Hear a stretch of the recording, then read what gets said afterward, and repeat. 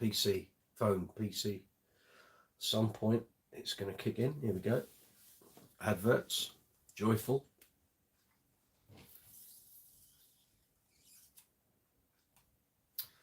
Any time today would be good. Here we go.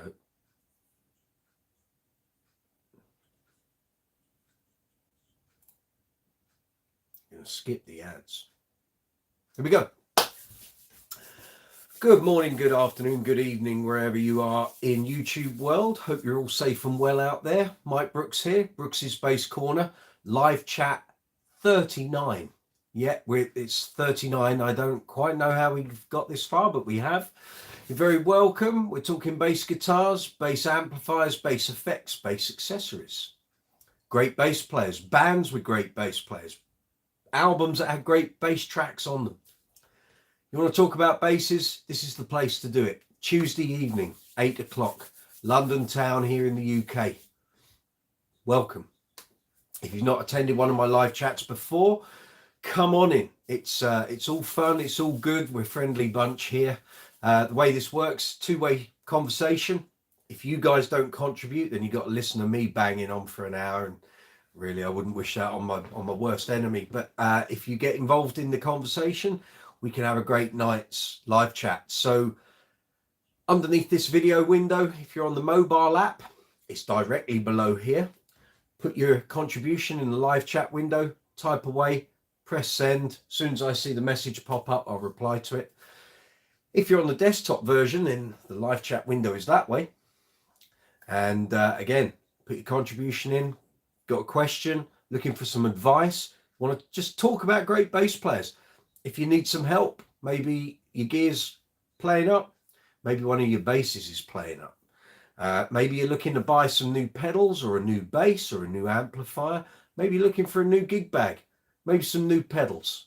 Maybe you're putting a pedal board together, you haven't got a clue how to connect it up, or if you have, you don't know what order to put those pedals in to get the best tone. Come and ask me. If I don't know, chances are one of these fine people that come onto the Brooks's Space Corner live chat, they might well know.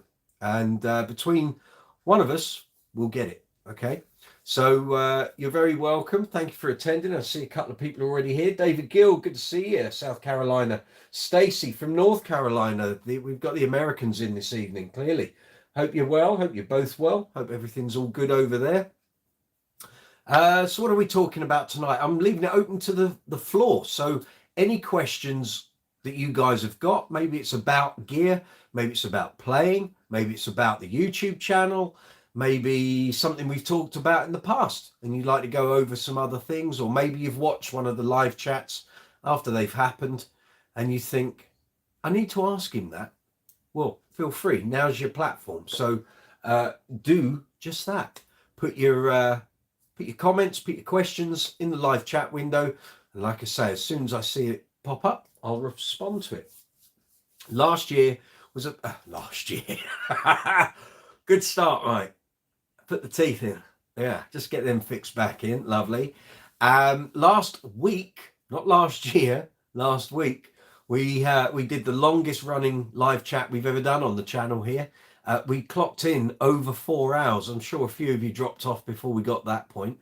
And maybe you haven't watched what happened in the later stages after the event. Obviously, all the live chats you can watch at any point you wish. They're all here on the YouTube channel. Just go to the playlists or the video section, and all the live chats dating back to December 2020 was the first one.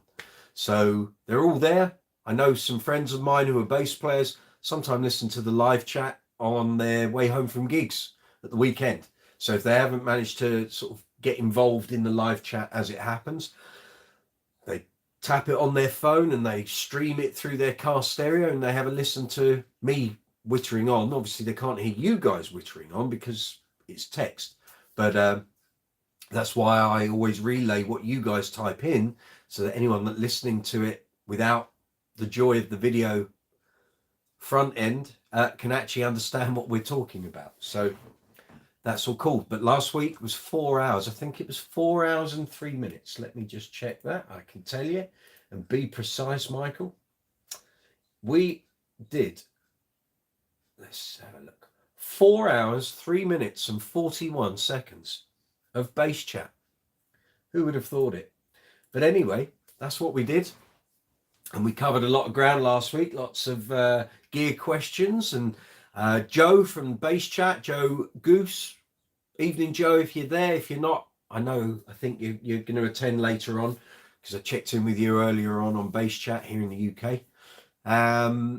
He was asking about level 42 and Mark King.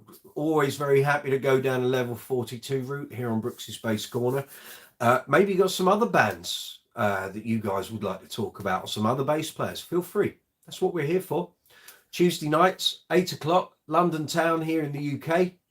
It's Bass Chat time. So what news have I got for you? So last week I showed you a couple of new basses that I've acquired.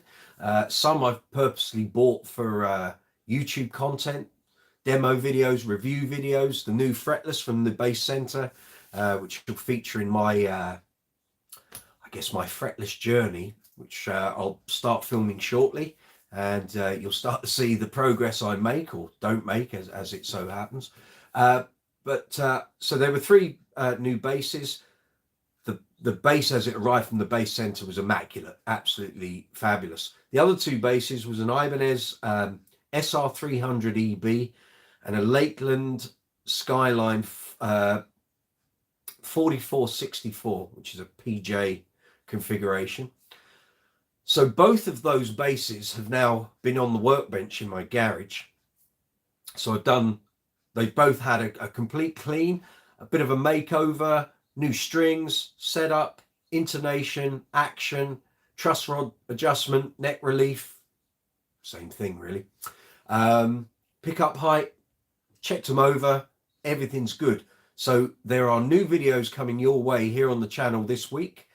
One will be the Ibanez workshop video, one will be the Lakeland workshop video. You may get both this week. I've started already editing up the Ibanez one, so that could well appear possibly tomorrow. And then the Lakeland one will appear, and then once they're done, I can start doing the demo and review videos. So you're going to see both of those basses pretty soon, probably within the next 5 to 7 days, I'd imagine. If you've been following the channel, you'll know that we did the latest installment of the Bass String Experiment series, gig number 14, which was with Uncle Funk at the Drill Hall in Ware, which, funnily enough, I'm playing with Uncle Funk at the Drill Hall in Ware this Friday. Saturday. Yeah, get the days right. That's good. I'll turn up the wrong day, clearly. But that's on Saturday, so we're back there. So that video went up, I think Sunday just gone. And then there was a shorts video that I put up, which was an extracted video from that Bass String Experiment video.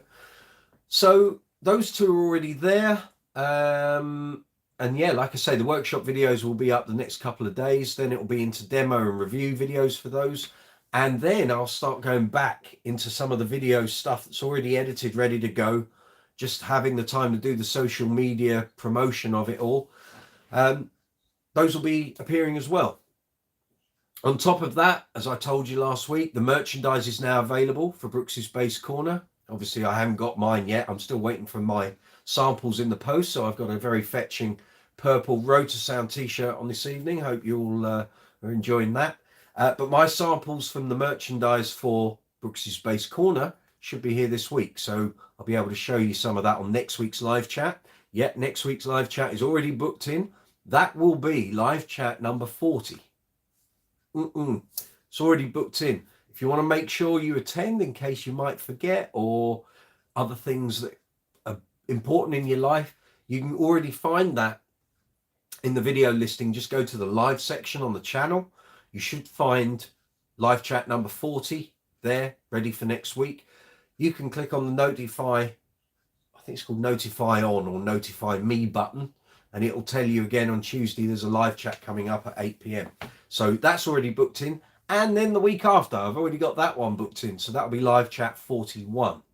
So the next 2 live chats, they're already there, booked in, ready to go. So if you guys want to attend, it'd be great to see you. Saw David Gill. It's not David Gill, the old Manchester United chief executive. I see the name and I suddenly think it can't be. I know it isn't. David, do you play live through an amp or direct, wireless or cable? This is a topic of conversation that runs regularly on the live chats, because since we've come out of lockdown, so much gear to do with IEMs and wireless and people using Helix Stomp boxes and what have you. Thank you for bringing that up, David. For some people who've been on the live chats many times, this might be a bit of old ground for you, but we'll go through it anyway, because it's always interesting. It's good to know what people are doing and how they are playing at the moment. So do you play live through an amp or direct? I do both. And wireless or cable, I do both. So the situation I have, David, is that I play in a number of different bands, and predominantly a lot of my work is with Uncle Funk's Disco Inferno. Before COVID, that band had its own PA and monitoring and what have you. Since we've come through COVID and the band changed, we are now running on the whole band is on IEMs. So we have no stage monitoring at all, unless we're doing a festival and there are monitors there. Even then, we're all on in-ears. We carry a rack that has a closed router system. So basically all 9 of us that are in the band are running on IEMs. We don't have any monitoring on the floor. We are all able then via mobile phones or iPads or whatever device we want to use, laptop. We have a mixing system and we have individual sends. So we can go in and literally mix ourselves for in-ears, not out front, that's the sound man's job, but for in-ears we can do that. So very often I have an iPad on a Hercules mount on my mic stand, and literally while I'm playing I can be changing what instrument is at what level, and is the click loud enough, and are the drums loud enough, and what have you. It works great. I've had a couple of occasions where technology in the same building has caused a problem, i.e. wireless packs or the router being obstructed by other things on similar frequencies. But that's generally what I have. Now on those gigs, gear-wise, I've always got an amp and cabinet in my car, always. For a lot of the Uncle Funk shows, if we're doing festivals, I don't bother carrying the amp and cab. There might be a hired-in cab on the stage. If there is, great, it's there, I'll use it, but I don't tend to bring amp and cab out of the car for festival gigs.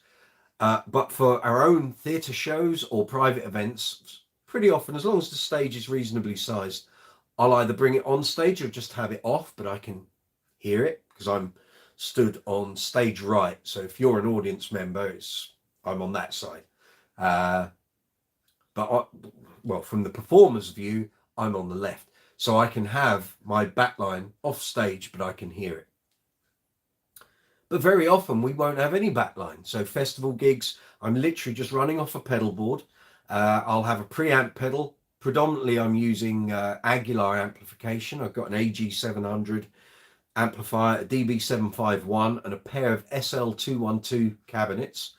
So on my board, I don't want to break away too much from the Aguilar tone. So I have an Aguilar Tone Hammer preamp EQ pedal, which is basically the preamp guts of the Aguilar Tone Hammer series of amplifiers, just without the power section. So that allows me to detail the bass signal that's going out front to the sound man.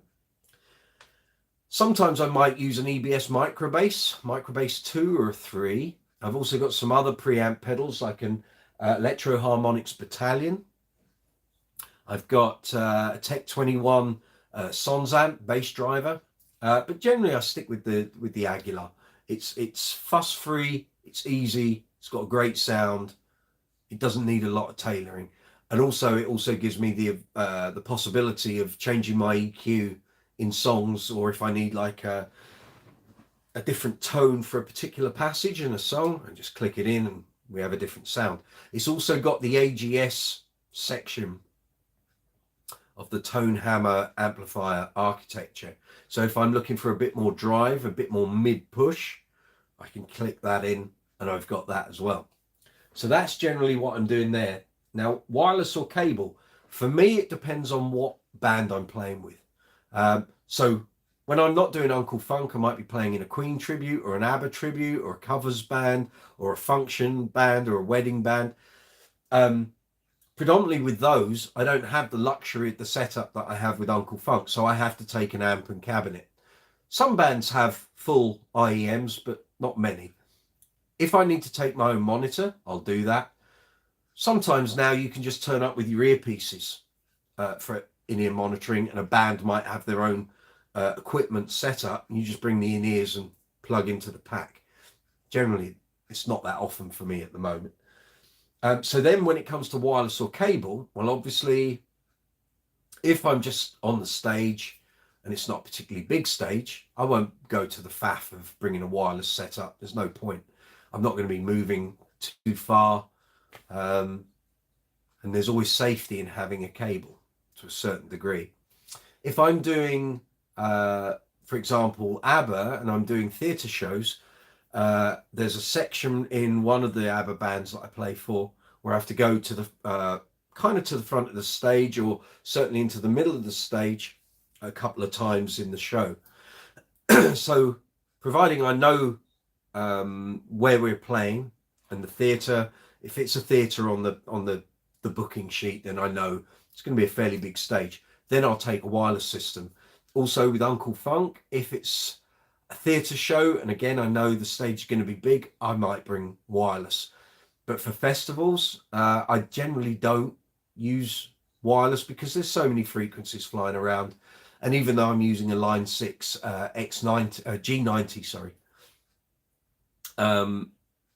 that's fine, but it's just another piece of gear to set up, another piece of gear to bring in and out of the car, set it up on stage. And on festival dates, the turnover between bands is so quick. You don't have time to plug in a million things. So I've learned over 2 summers of doing festivals fairly relentlessly since we came out of lockdown that just keep everything simple, minimal amount of cables and power adapters and whatever to plug in, do the gig, get the gear off stage, because invariably it's not you doing it. So I try to make it as light as possible so that it can be me doing it, and get out of there. And that's the my general premise. So I'll have a bit of everything, and I just make sure I've got all the equipment that allows me to do all these different things. And then when it comes to what goes in the car when I'm leaving home, read the tech sheet, know where we're playing, and judge it from there. So that's my answer, David. Hope that works for you. Dr. Tony Lynch from Cork in Ireland. Good evening, Tony. Hope you're well. How do I set it up that I can play music from my mobile through my amp and also my bass? I bought an input that is split in 2, but all it plays is the music from the phone. It could be a stereo mono thing. So if you just waggle the jack just slightly out, you might get what you're looking for. How do I set it up that I play music from my mobile through my amp and also my... Okay. So I'm presuming your amplifier doesn't have an auxiliary input. A lot of modern amplifiers and combos now have an extra 3.5mm auxiliary input.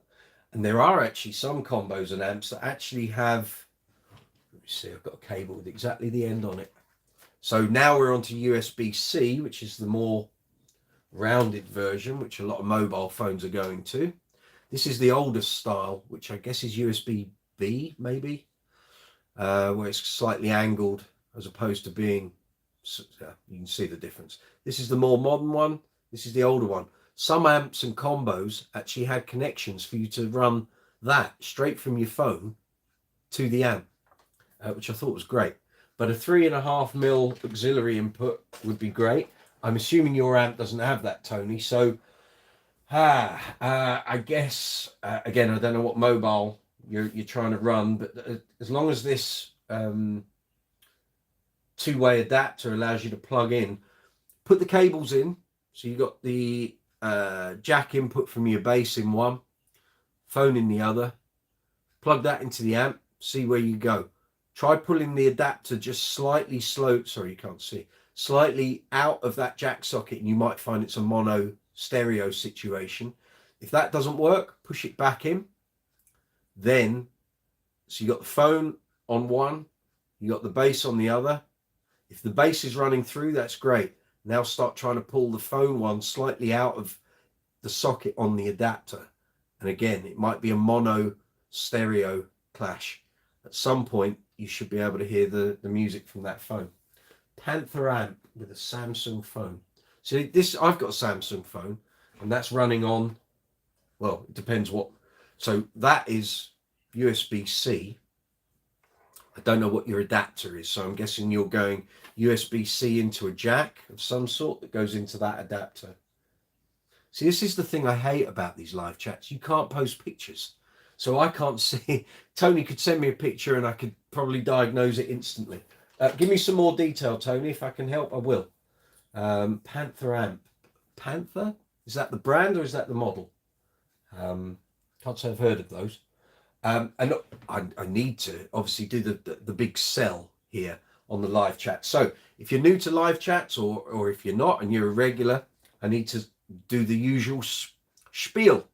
Teeth in. Very good. Okay, so got the live chat window. At the bottom of the live chat window, you've got an emoji icon. Guys, feel free to hit that as much as you want. Do whatever you like with emojis. YouTube algorithm loves it. So fire away with the emojis in the live chat. That's all good. Next to that, you'll find there's a dollar symbol.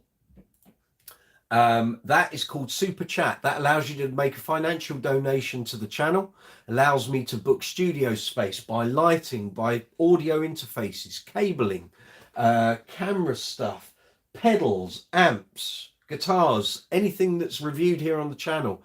Workshop materials like all the cleaning materials and the liquids and the creams and the polish and the cloths. Any financial donation is very much appreciated. That's what the Super Chat button is for. Okay, so that's Super Chat. Underneath every video on this channel, because I'm monetized, you will find a series of icons. There's a thumbs up and a thumbs down. We love the thumbs up, so feel free to do that. There's a share button. It allows you to share video through to social media platforms. There's a save button, and then there's also a love heart with a dollar symbol in. That's called Super Thanks. Works exactly the same way as Super Chat here on the live chat. So if you're enjoying a particular video, or you enjoy the content that I'm putting up, and this applies to any channel here on YouTube that's monetized, maybe you might, if a video helps you with a problem or explains something that you just couldn't work out, you might want to say thank you to the creator of that video, not him upstairs. So hitting the Super Thanks button allows you to make a financial donation to the channel. Moment to moment. Good evening. Good to see you, sir. Hope you're well. So either by Super Chat or Super Thanks, you can make a financial donation to the channel. Keeps it running, keeps the wheels turning. YouTube algorithm loves it. Great. There are other ways you can financially help the channel. In the description box below, and any content that I refer to, or videos or stuff that's already here on the channel, you will find links to it in the description box below from tomorrow. So once this video uploads, I can then go into the description box and add in all the various different links and what have you. So the other ways you can financially donate to the channel and contribute, we've done Super Chat on the live chat. We've done Super Thanks, which is on every video. In the description box, you will find links for Brooks's Bass Corner merchandise that is now available. Underneath this video and every video on the channel, you'll see a merchandise shelf. You can buy items from there, or alternatively, you can go to the UK and European merchandise store or the US and worldwide store in the description box. Click on those links, it'll take you through the storefront.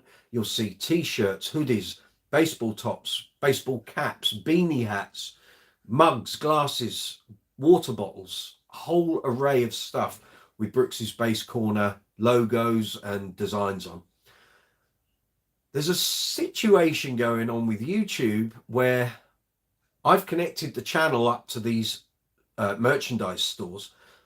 YouTube has been sent all of the items for consideration They have to approve it before it goes onto the channel. The weird thing is, everything from the UK and European store came onto the channel and has now gone. I don't know why.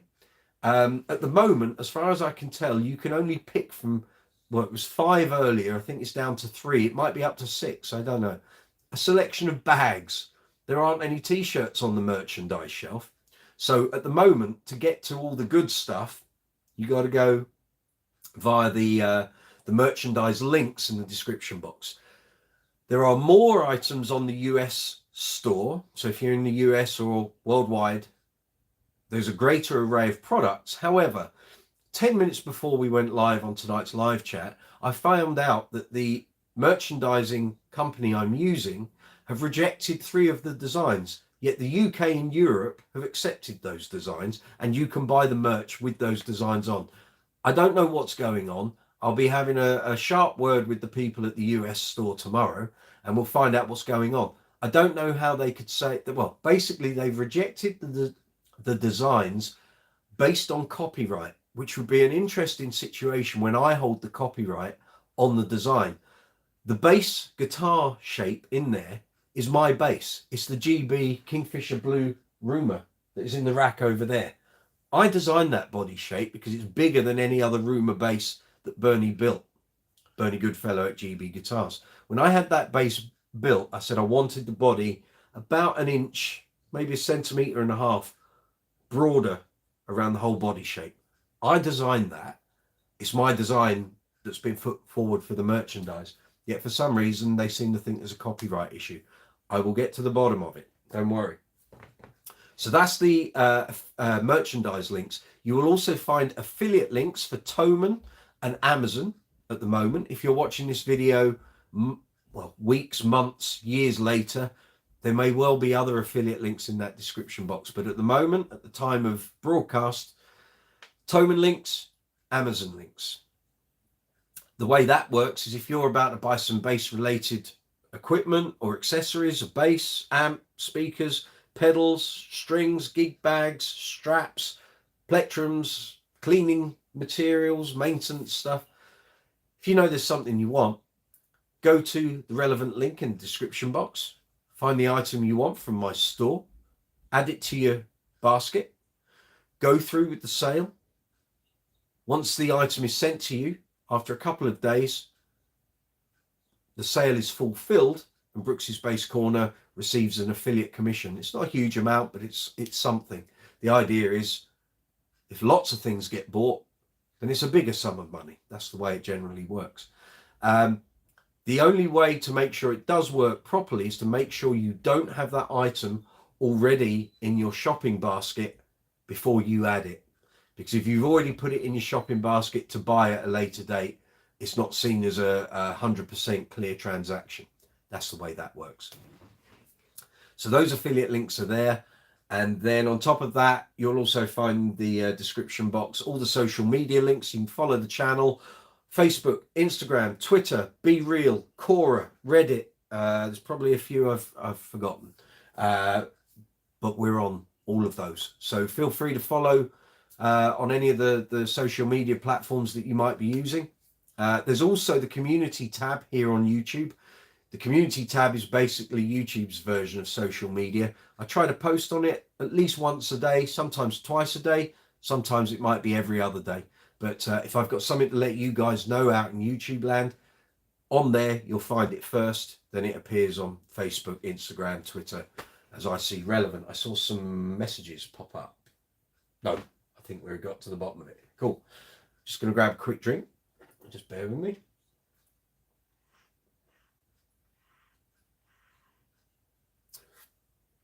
Cool. So let me know who's been buying gear then.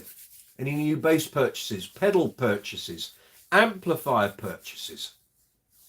What's everyone been spending their money on? Let's have some gear chat here. I know obviously the NAMM show's coming up very shortly, so there's loads of new gear suddenly appearing on the market, which is good to see after 3 years of COVID-related desolation. Tom Sage, that's my cousin. Evening, glad to see the shop up and running. Absolutely, you're a man for baseball caps. Get in there. Buy a baseball cap for your old cousin. Or maybe a t-shirt. Or maybe some socks. How about that? A man can never have enough socks, Thomas. But there's everything on there. Caps, t-shirts, hoodies, sweatshirts, water bottles, beer mugs. There. Excellent. Excellent. That's what I like to see. Good man. And also I should say, how could I forget? I was already planning this before we came on the live chat. So at the moment, on Brooks's Base Corner, on Spreadshirt for UK and Europe, Shop, got to get it right, Spread Shop in the US and worldwide, both sites, so don't buy them yet, Tom, both sites have a 15% discount. When you go on the shop front, you'll see there's a section saying, I've closed the window, basically 15% off all purchases.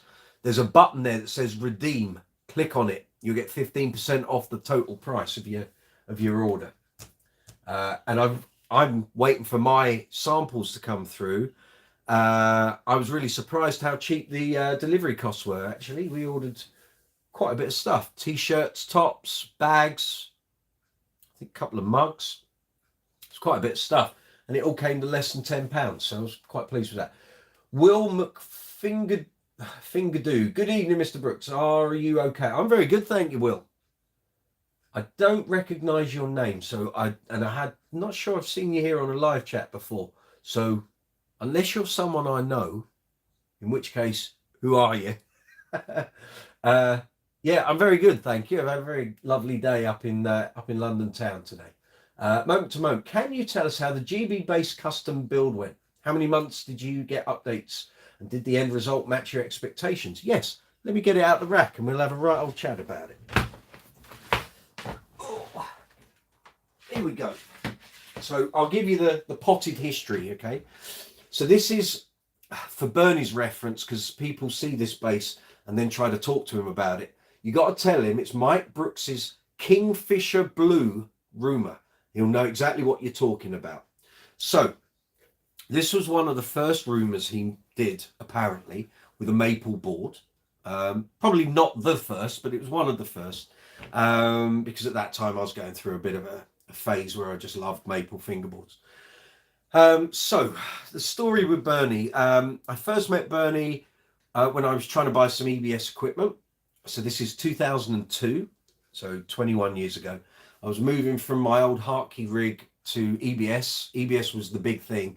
Everyone was screaming about it. Great gear. Borrowed some. I had a TD 600. Was it 650? 650 and a 4x10. And I didn't like it. Didn't like the head. Just didn't work for me. He then gave me a Fafner head, which is, that was classed as a TD 600. And I loved it.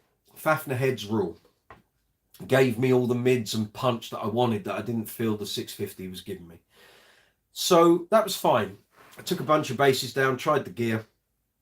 Cool. I came away from that thinking, I'm not going to buy a Bernie bass. I'm not going to buy a Bernie bass. I'm not. And for ages and ages, I thought, you don't need another one. And I had loads of basses at the time. Moved the clock on a year. Bernie lent me a couple of basses to try on gigs, and I loved them. And every time you try a Bernie bass, you know, it's outstanding. So I had the Powder Blue Rumour, which was the test bass. Or anyone that's bought a bass off Bernie will have used that. And I took a Spitfire as well. Decided I loved the Rumour, not the Spitfire. Spoke to him about what I wanted to do. So generally Rumours at that time, so we're talking 2003, I didn't like the really thin horns. Stuart Clayton's red bass, fabulous bass, but it had the really thin body horns, and I'd said, I don't want a bass that's really small. That's not what I want, but can I extend the body a bit? And he said, yeah. So he gave me a big sheet of, I think it was either A3 or A2 paper, whichever, when you get paper gets bigger. And we basically traced out from his template a Rumour body, and then I drew another version of that shape with about an inch, centimetre and a half around it. So basically my Rumour body is slightly bigger. which then caused a problem when he gave me the bass in its hard case. He had to remove some of the foam to account for the slightly more bulbous body bounce. But anyway, it's my bass. It's the way I wanted it. And that was that. So I placed the order for this in June 2003. I was expecting to see it round about autumn time, 2003, maybe October, November. I didn't actually see the bass for 13 months, mid-July 2004. Part of the reason for that was Bernie changed workshop. So when I placed the order, he was in Croydon in South London. He then, he decided to move to Brighton and completely move the whole workshop, everything, down to Brighton. So he had all of that in the intermediate time. But also I went down to, so at one point he was between Croydon and Brighton. And I remember going in the workshop in like September, October 2003, saying to him, how any progress on my bass? He hadn't even started it. So there was a fair old wait. And then over the months, I would pop down to Brighton, and I remember seeing when the billets were done, and suddenly the neck and the body were together. And then we started talking about profiling and what I wanted. And I didn't think I came out with any huge demands. The only thing I did want that I didn't get were abalone blocks and then the LEDs in there. And he kept saying to me the abalone blocks kept breaking and being brittle and cracking. And I thought, well, I've seen plenty of basses with abalone blocks in. Why can't you get it right? But otherwise, pretty much everything else was done. The only thing, there was about a month before I picked this up, he rang me up to say the bass was ready. So this was June. And I'd sent him loads of pictures of what I wanted in terms of a colour. So I kind of wanted a teal, aqua, kind of bluey green. And I could see it in my head, but I couldn't explain it to him. I found a Sadowski picture, and I've still got it on my hard drive, which was exactly what I wanted. It wasn't blue, it wasn't green, it was somewhere in between, and it changed a bit in the light, and I was like, yeah, that's kind of what I want. Sent it to him, and I don't know what he saw. Maybe the drivers in his graphics card weren't working, but that wasn't the bass I got. I went down there and he'd done one royal blue, which very fetching as it was. So for those who don't know, so this is called Kingfisher blue in Bernie's world. Royal blue is like this.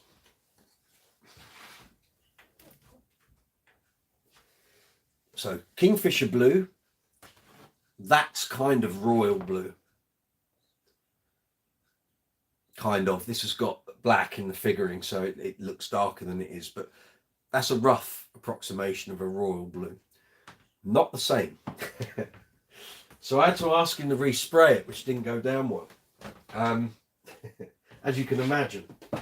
So my bass is there, and in his mind it's finished. In my mind it wasn't. And I said, no, I asked for the colour I sent you. And I had it all printed out, and he said, but royal blue looks lovely. I said, I know it does, but that's not what I asked for. And I'm paying for this, so I want it the colour. So anyway, the bass had to be stripped down and redone. Unfortunately, here we go. There's a block here, which in certain light really stands out. And actually, it's not quite as bad as it used to be, but it was far bluer than the rest of the body. But that's what it is. And in the end, it got to the point I felt like saying to him, do you just want to strip it down again and do it again? And I thought, if I do, I'm never going to see it. It's going to be a constant toing and froing. A couple of unique touches signed on the back for me. So he did all that. It's also got the gunshot wound in the back. Some people would have got the hump with that. I'm fine. I've done thousands of gigs with this bass. So there we go. So ABM bridge, 3-band EQ, parallel series switch. People call it the slap switch. It's not. It's a parallel series switch. Why he doesn't just say that, I don't know. LEDs, of course, naturally. Full bells and whistles there. I don't have any of the G-spot tuner or click bass drum, metronome thing going on. That all came after this was finished. But otherwise, yeah. I don't think I've missed anything there. Tell us about the GB base custom build went how many months? So about 13, but that was then, not now. Did you get updates, pics, for example? Well, at that time, I don't even think Bernie had a phone with pics, but no, I generally, because Bernie's never been great with email. I think at the time, he was so busy, he had loads of orders. You've got to remember, he was building at this time, 2003, 2004. He was still sailing on the back of Mark King using GB bases, so everyone, their brother wanted a GB. I mean, he was making Daphne Blue Spitfires. He couldn't make them quick enough. So generally for updates, I would just ring him at the time and he'd say, oh, I need you to come down and decide on this, or how do you want this to be? I'll get in the car, I'll come down. And did the end result match your expectations? Yeah, pretty much. I mean, I still don't think the colour is exactly what I wanted, but it's funny how it changes. And I've seen this, well, next year will be 20 years. This thing has gone blue, green, and any kind of mixture of the two colours you like to think. And I've seen it under different sunlight. Like now, I look at it, it's green. I look at it there on the camera screen, and it looks aqua. So, but it's called, by his own classification, Kingfisher Blue. I didn't christen it that, he did. So, yeah. So that's my GB build. Now, if you want to talk about the other GBs I've got, we can do that as well. So there's a GB Rumour 5, which was a prototype for Lawrence Cottle. That's just here. There's a 4-string Spitfire in a quilted maple cherry burst finish. And then we've also got my 50th birthday base, which is a GB Rumour with sound to light, LEDs, white, chrome hardware, hip shot extender. So that's just here. So if you want to talk about that or have a look, feel free. Graham, evening. How you doing? Good to see you. Thank you for the thumbs up and recommendation on that gig. I think that was yesterday or day before on Facebook. I didn't get it. Same old thing with Facebook gigs. If you're not the first one or two or the cheapest, you're not going to get it. But thank you very much. I did appreciate it. Joe Goose, good to see you. Hope you're well. So you're moment to moment as well, aren't you, Joe? So because last week I was getting confused between the pair and I kept thinking moment to moment was you. So just confirm that so I'm not wrong. Yes, good, thank you. No, last week's chat, you were going between the two accounts and I was like, I was sure that was Joe. No, I was right. Yeah, good. Very good. So yeah, so that's my GB guitars journey, really. Yeah.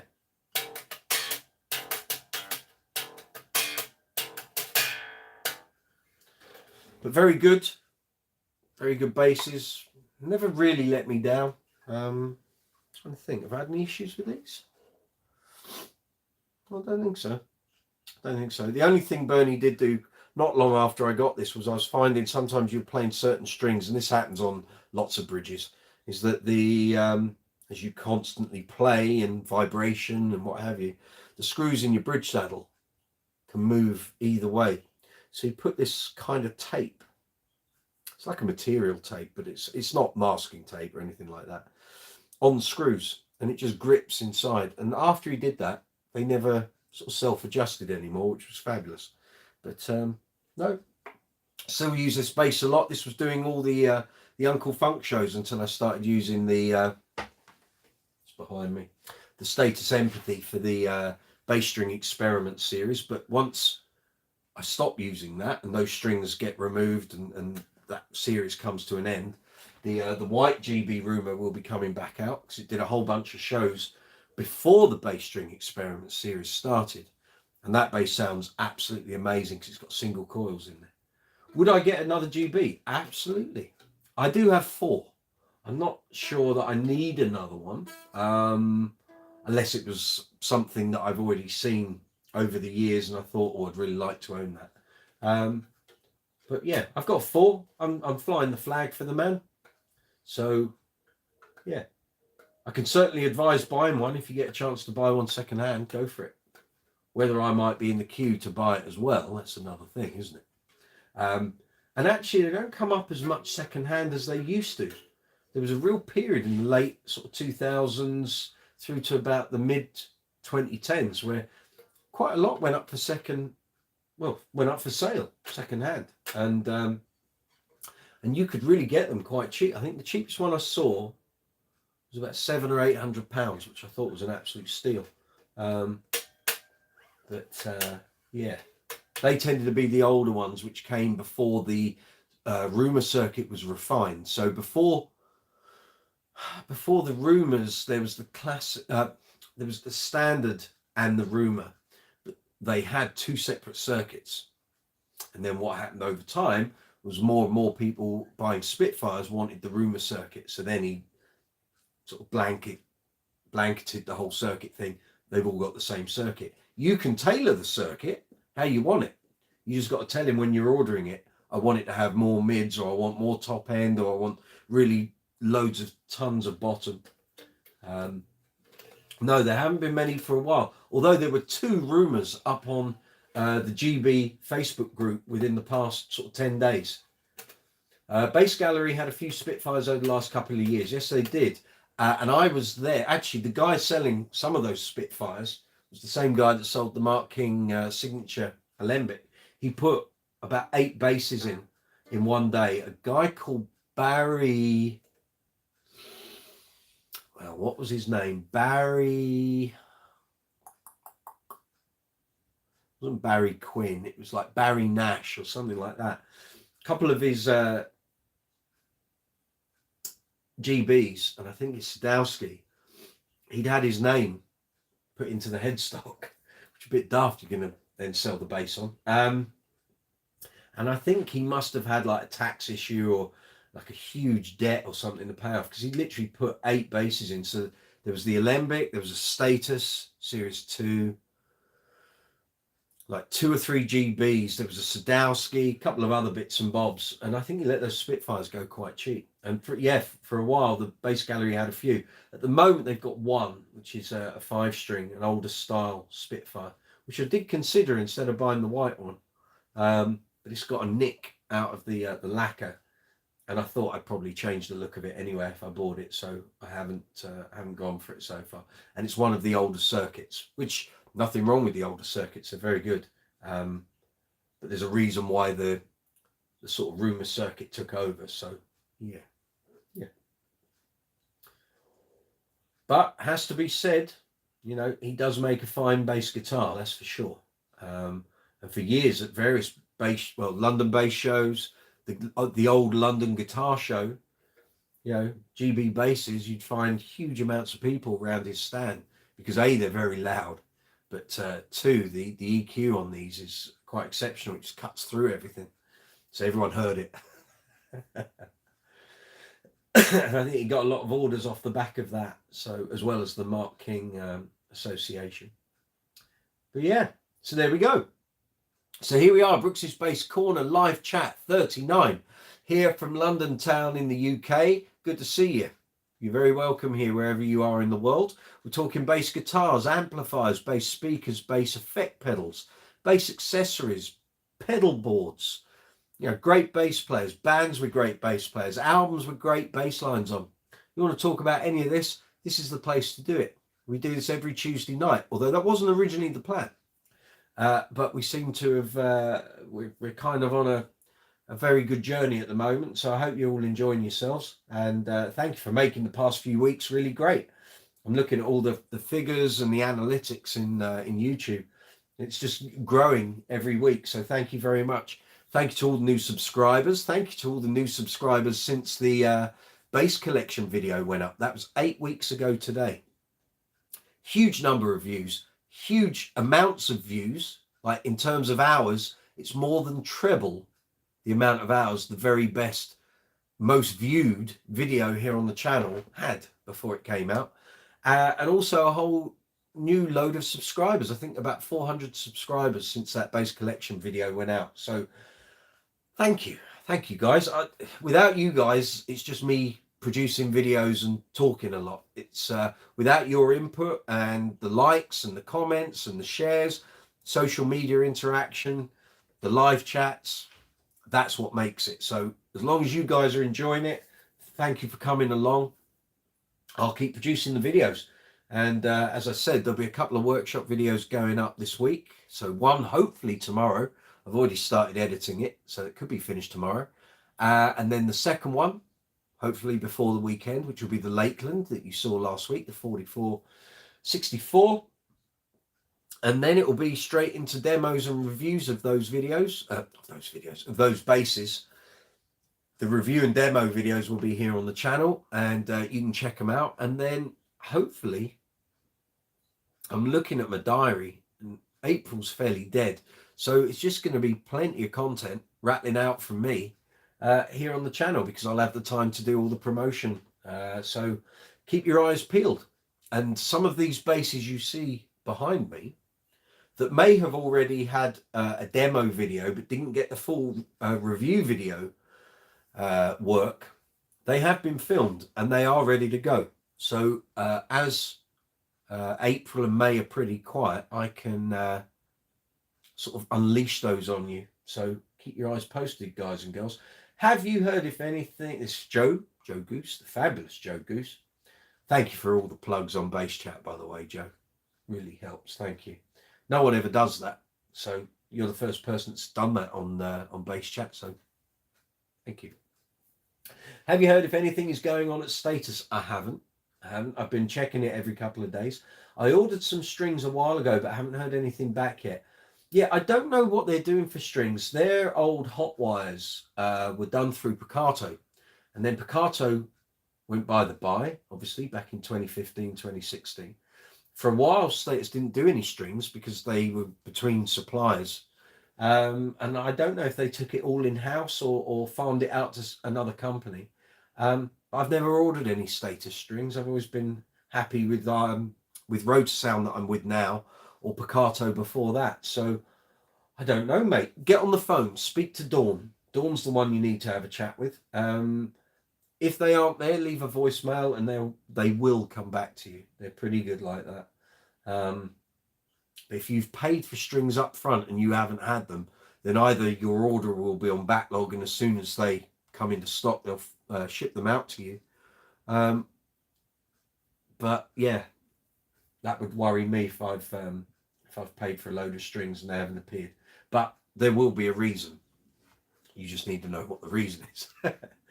The only thing I could suggest in the meantime is maybe buy some rotor sounds and see how you get on. And I'm sure you'll love them. They work for me. They work for me across loads of my basses. So obviously I'm going to recommend them, aren't they? Nice set on here. Nice set of Rotor Sound 66 swing bass, 4000s, round wound steels. Lovely. Although these are due for a change soon once this bass comes back out. These have been on end of 2021, because I used this bass for all the Uncle Funk shows once we came out of lockdown for 6 months, and actually I used it on loads of other gigs as well. So they're okay at the moment, but I know last time I played them, I'll need to, it's in there that I need to get them changed. I hope Rob's health is keeping up. Yes, likewise. Yeah, 4000s are the best. They work for me. Some basses prefer 4505, so all my Fenders have 4505. Some of the other basses have got them on. 4000 is my preference, but some basses just work better with the 4505. I love Mark King's sound with 3000s, but it's not practical. No, they're not practical. We had that discussion last time, didn't we? Well, he's gone from 3090. He went up a bit with the Status stuff from about 2016. He went up a gauge on certain strings.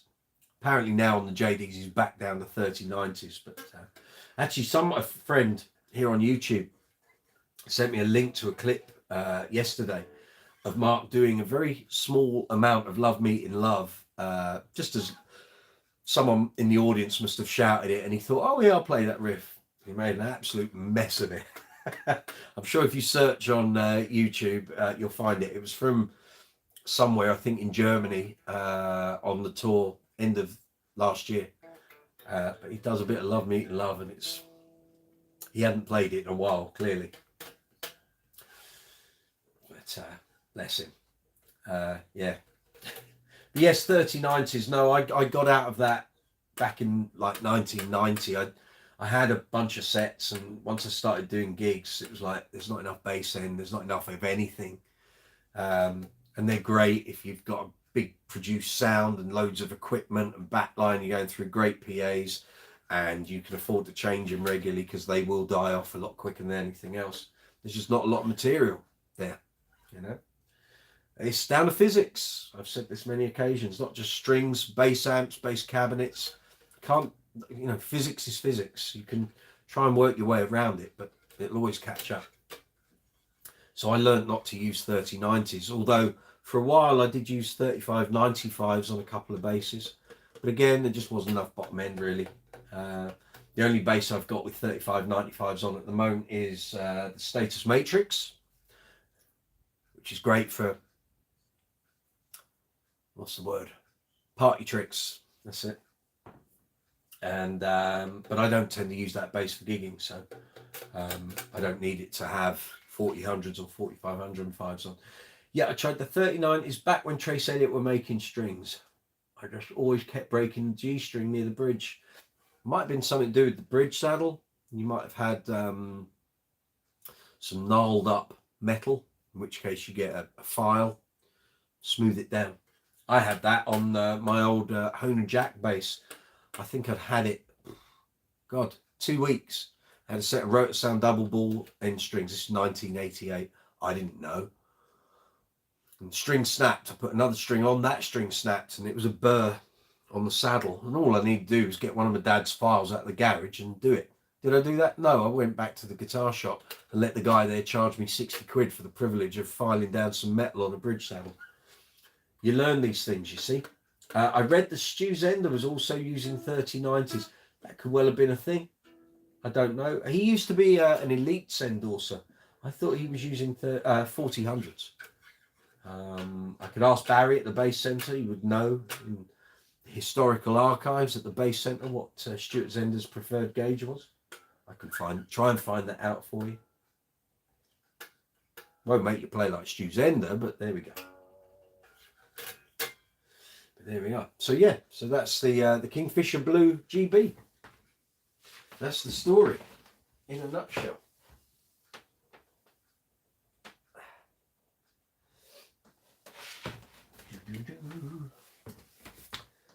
Lewis Wingrove, good evening, sir. Fresh from California. Hope you're well.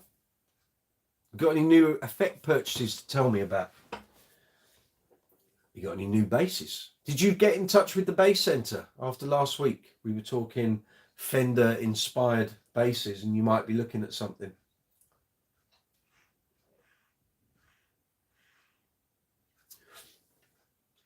So I'll do the big sell again because we're getting up to an hour since we've been on. So you're very welcome to live chat number 39 here on Brooks's Bass Corner. Live chat. So the way this works, two-way conversation. If you don't interact, then it ends up just being me chatting, but we've got a good flow of conversation going on tonight. So this is the video window. If you're on the mobile app, the live chat window is below here. Type in your questions, your comments, press send. As soon as I see it pop up, I'll answer it. If you're on the desktop version, live chat window's that way. Again, put your insertion point in the window, type what you want to say. As I see it pop up, I'll reply to it. At the bottom of the live chat window, you'll see an emoji icon. Feel free to include as many emojis and stuff as you want in the chat, guys. It's all good for the YouTube algorithm. It loves it. So feel free to add those emojis. Next to it, you'll see a dollar symbol. That is called Super Chat. That allows you to make a financial contribution to the channel. Allows me to buy lights, boom stands, microphones, cables, pedals, stuff that I review here on the channel. It allows me to buy studio time for some of the video projects I've got in mind that I want to do. I'm going to need to go into a studio to do it. I can't do it here at home. So that's Super Chat. Underneath the video, you'll find a row of icons. You got a thumbs up. We love thumbs up. Thank you. If you like the video, not just this video, any videos on the channel, it's all good. There's a thumbs down. We don't like that one so much. There's a save icon. There's a share arrow, so you can share the video out to your social media. Then you'll find a love heart with a dollar symbol in. That's called Super Thanks. Works exactly the same way as Super Chat. Allows you to make a financial contribution to the channel if you wish to do so. In description box, you'll find links for merchandise. There's also a merchandise shelf. It's called a shelf. Below this video, where you'll find various items of merchandise for Brooks's Base Corner. In the description box, you'll find links to the particular shops. So if there isn't much showing on the merch shelf, which would explain there's a story behind this, I can say it again. Basically, YouTube are assessing my designs and merchandise before it appears on the shelf. But if you want to just get in there and buy stuff, so there's t-shirts, hoodies, sweatshirts, hats, socks, water bottles, iPhone covers, bags, dresses, shorts. I don't think there's a onesie, but there's leisure gear, mugs, cups, all of that stuff. There are links through to the UK and Europe store in the description box below. And then there's also the US and worldwide store. There's a lot more stuff in the worldwide and US store, or there was. Basically, 3 of my designs have been rejected for copyright, which is a bit odd seeing as it's my design. We'll get into that tomorrow when they come back online. Also in the description box, you'll find links, affiliate links through to Thomann and Amazon, both Amazon.com, Amazon.co.uk, and various EU Amazon stores. So if you've got any base related purchases that you think you might want to buy, strings, straps, leads, an actual bass, amplifiers, pedals, CDs, gig bags, all sorts, click on the affiliate link, go through, put the item in your basket, go through with the transaction. Once the item is shipped out to you, I receive an affiliate commission. It's not a huge amount, small amount, but all those things kind of add up. And then there's also all the social media links. So if you want to follow us on Facebook, Instagram, Twitter, Be Real, Reddit, Quora, a million other social media platforms, feel free. I saw a load of messages pop up. What's today's drink? We are talking lemon and sparkling water this evening. Not an oddly coloured concoction like some weeks when it looks like I'm drinking something out of Star Wars, but no, that'll do today. And there's a Diet Coke here as well. And if the guys are here who were telling me about the wine, what was it called? Jam Shed. Yeah, I bought a bottle. I'm going to drink it this weekend. I can't wait. The reviews look good. So someone last week did a super chat payment, said, thank you for all the help and advice. Go and buy yourself a drink. And so they suggested a red wine brand. I've ordered one. I'm waiting for it to appear. So cheers, everyone. Thank you for that. Lewis, the rev is clean. No tone suck. Excellent. Very good. That's what you wanted. There's less noise, wasn't it? You wanted true bypass. To my surprise, with Intelligent Trails, management is stellar. You've lost me. The Rev G8 is worth every penny. Excellent. That's what we like. That's what we like to hear. So I was in the gallery today up in Camden. I was checking out some pedals and stuff. I've been alerted to a UK effects builder, manufacturer, based in Acton in West London. Trying to remember what it's called now. Audio Kitchen, I think. They look very heavy duty and big, but apparently the tones are fabulous. So I'm going to be checking them out, getting in touch with them, see if I can get some samples in to do videos and stuff. I'll let you know how I get on, but they look really good. And there was also another manufacturer, I think based out in Cambridge. Anyway, all the details are on my phone. I will check it and get back to you all on that. Graham, have you ever heard of a bass luthier called Peter Scott? Can't say I have. Where's he based, Graham? Stacey, what's the wine again? That is called Jam Shed. So I've got a bottle on order. It's coming in the shopping this week. So I will, like the pedals, I will report back on the red wine as well. Lewis, I'm waiting for the Ibanez Pentatone yet to be released in the States. The equalizer values look very intriguing. Okay. I think I need to do a bit more prep work on that because I've contacted Headstock Distribution, who are Ibanez's UK distributor. I've not heard anything back yet. So I need, when you start talking about frequencies, I need to start having a look to see what that preamp's going to offer. Joe Goose, would you use a multi-effects pedal? I did for many years. I had a Boss B5B, which I still own. Is in a box over there on my shelf, those black things. And I will be doing a demo and a review video of that unit. But for years afterwards, I didn't use any effects. The only thing that ever came out with me was an octave pedal. And it's not since I've been doing, it's only since I've been doing Uncle Funk full time that suddenly I've now got a pedal board with effects. So I'm using filters, I'm using fuzz, using the Digitech Drop, which is a pedal I wish I'd had 25 years ago, frankly. Chorus on my board and filters. Going back a couple of weeks, I've bought the Source Audio Spectrum envelope filter and the C4 synth pedal. Videos of those coming very shortly. I need some time to sit down with those two pedals because you can go into all the parameters, as you know. So yeah, would I use a multi-effects pedal? Yeah, I would if the effects are good enough.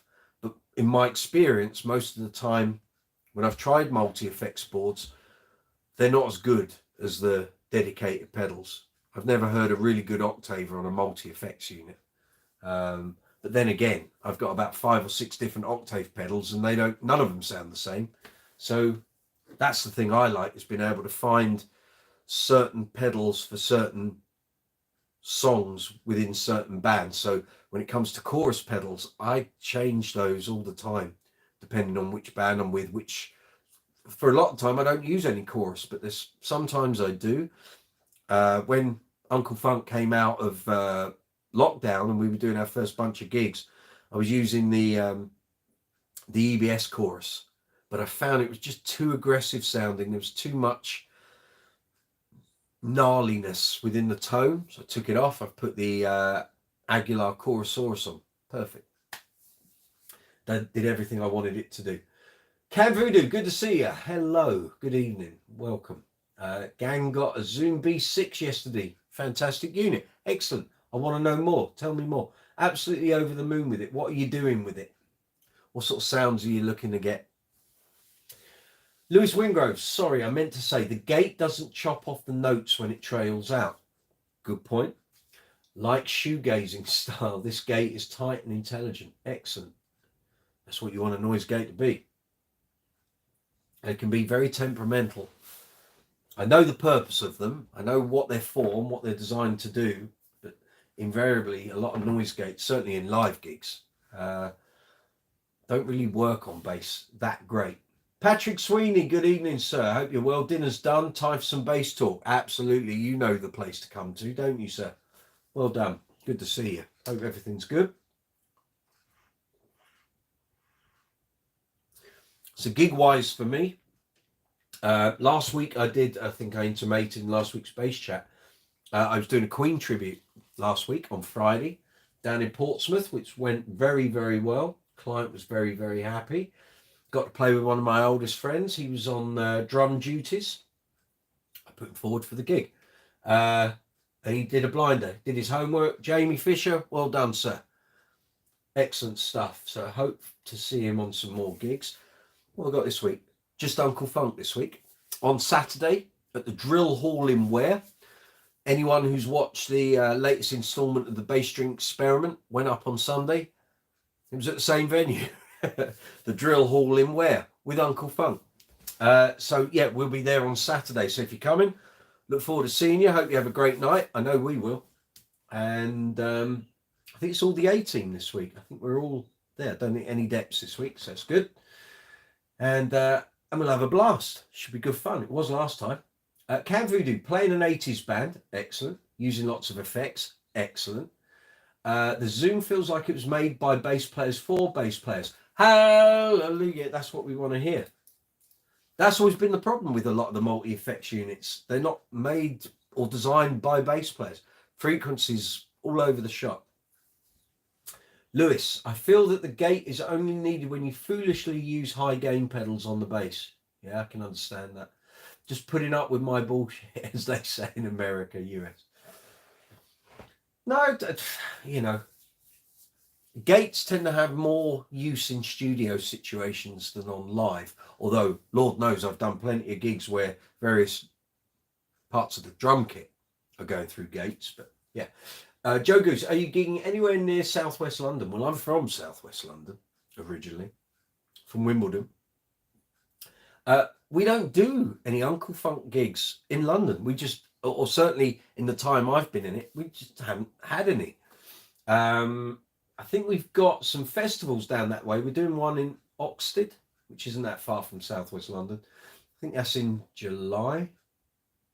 It's like July the 7th, maybe, or towards the end of the month. So, but otherwise, with Uncle Funk, we're quite a big band. We're a 9-piece.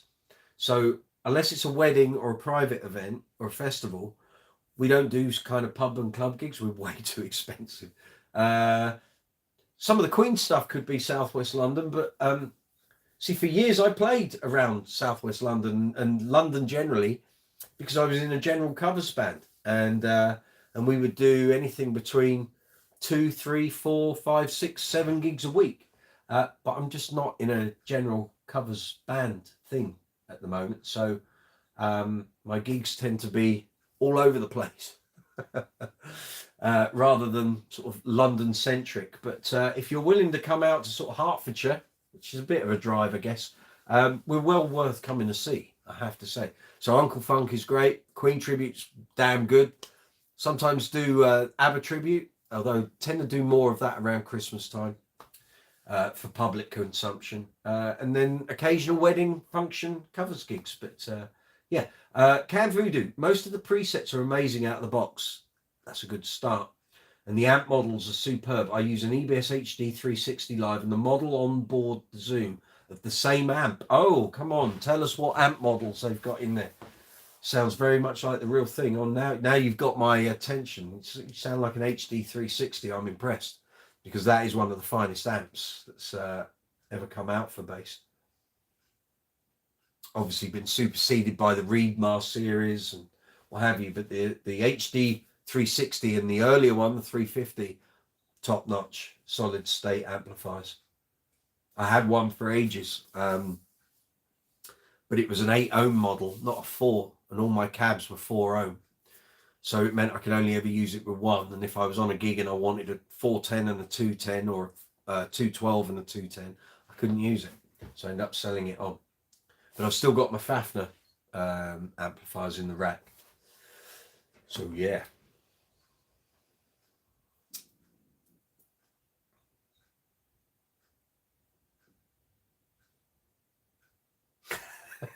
So I'm just checking all the messages. I have replied to everything. So set to live. Let's just check on here that I've got everything. So I'm seeing everything as it pops up. Very good. There we go. So if you want to talk bass guitars, bass amplifiers, bass speakers, bass effects pedals, Martin, Faye, good evening. I think it was you that gave me the super chat payment last week and said get some wine. That Jam Shed, I've got it on order. It's coming in the shopping this week. Looking forward to that coming through the door. Yes, indeed.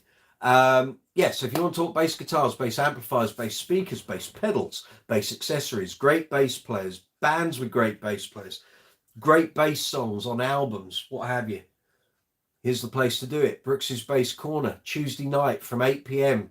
here in the UK, London town. Saw some messages pop up there. Martin, great to hear. Thank you. Joe, do you think Tracer Elliott... do you think Trace Elliott amps will ever become like Wells one day? No, I don't. And the reason I say that is A, they are insanely heavy, the cabinets and the amplifiers. Trace Elliott as a sound, as a tone machine, yes, that I could see them becoming collectible. But the problem with amplifiers, as people are finding as they get older, not the people, well, people as well, the amplifiers, also with older basses like Arias, electrical components die out, and trying to keep them repaired and up to spec is really difficult. It's getting harder. Yes, there are places that will fix things, but I just get the impression we're now in a situation where unless you've got a love for keeping these things going, I think a lot of them will fall by the wayside. And let's be fair, you look at amps and stuff now, it's becoming the consumable amplifier. For example, I've heard or saw the thing on Bass Chat, I'm sure you've seen the same thing, Joe, where people have got certain Mark bass amplifiers and it's cheaper for them to chuck it in the bin and buy a new one. Obviously, that's what the company wants you to do, than get it to the authorized dealer, and they might charge you more than the cost of the new amp, because a lot of this is Class D, chips on boards, and apparently Mark Bass won't release their schematics. Well, they're not going to do that because they want you to buy another amplifier. So we're in that situation, and I don't know. I just think with Trace Elliot stuff, it was of its time. It was groundbreaking.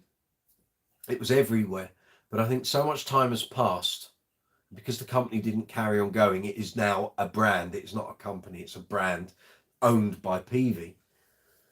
And we had this discussion last week, you know, could a Trace Elliot Elf sound like one of their old amps? No, it can't. Not in a month of Sundays. Totally different components, different architecture, 12-band graphic and all of that. You can't replace a 12-band graphic in a bass, middle and treble. It's just not possible. You've got shelved frequencies that you can boost, but you can't change those frequencies. They're fixed. And that amplification was of its time. It was groundbreaking, but here we are, like 40 years later. It's a shame, but I just don't see Trace Elliot amps becoming like, wow, if you're talking about in terms of value, yeah, I don't see it. Tom Sage, my cousin, order in, went slim on the t-shirt, obviously, very fine looking chap. Good, thank you very much, Tom. Wear it with pride. Excellent. I hope you enjoy it. The quality of the gear from the videos I've seen from people who use these merchandise shops, this particular company, the quality looks excellent. But I'll give you my feedback next week because my merchandise is due to arrive at the end of this week. So next week, on next week's live chat, I will be regaled in full Brooks's Bass Corner t-shirt, top, hat. I'll have a nice little bag. We'll have a mug. I can tell you exactly how it all is. But if you want to try some of the merchandise and you take my word for it, you can either do it via the merchandise shelf underneath this video or every video on the YouTube channel, or you can go into the description box. You'll see 2 links for the merchandise. So there's a UK and Europe store and a US and worldwide store. You go on there, there's 4 designs at the moment. So we've got a big colourful bass logo. Then there's a colourful bass outline with sort of sunset text. Then we've got 4 basses together and white text. And then there's the bass flame, which is a colourful bass, multiple uses of the graphic to create what looks like a flame and white text across it. So if any of those designs sort of take your fancy, any merchandise sales, a certain percentage of it comes back to the channel, keeps us going. But it looks like the merchandise is great. Here we go. Cam Voodoo. I'm getting the EBS 752, very good, but I won't sell my HD 360. Quite right. Hopefully getting a GR bass 212 as well. I want to know about the GR bass. Obviously, Bass Direct are pushing all this stuff. I haven't had any for review yet. And it might well be that I've got to get some from Bass Direct to try it out. There will be some reviews of that stuff over time. Let's be fair, I've got such a huge amount of stuff, and there's a huge backlog of bass reviews, demos, pedals stuff. Amplifiers can kind of wait at the moment. But very good. Lewis Wingrove, after preamp, I'm going after the Eventide Black Hole. Okay, I don't know what that is. An incredible digital reverb to top off my setup. At some point, Lewis, we're going to need some pictures on the social media channels.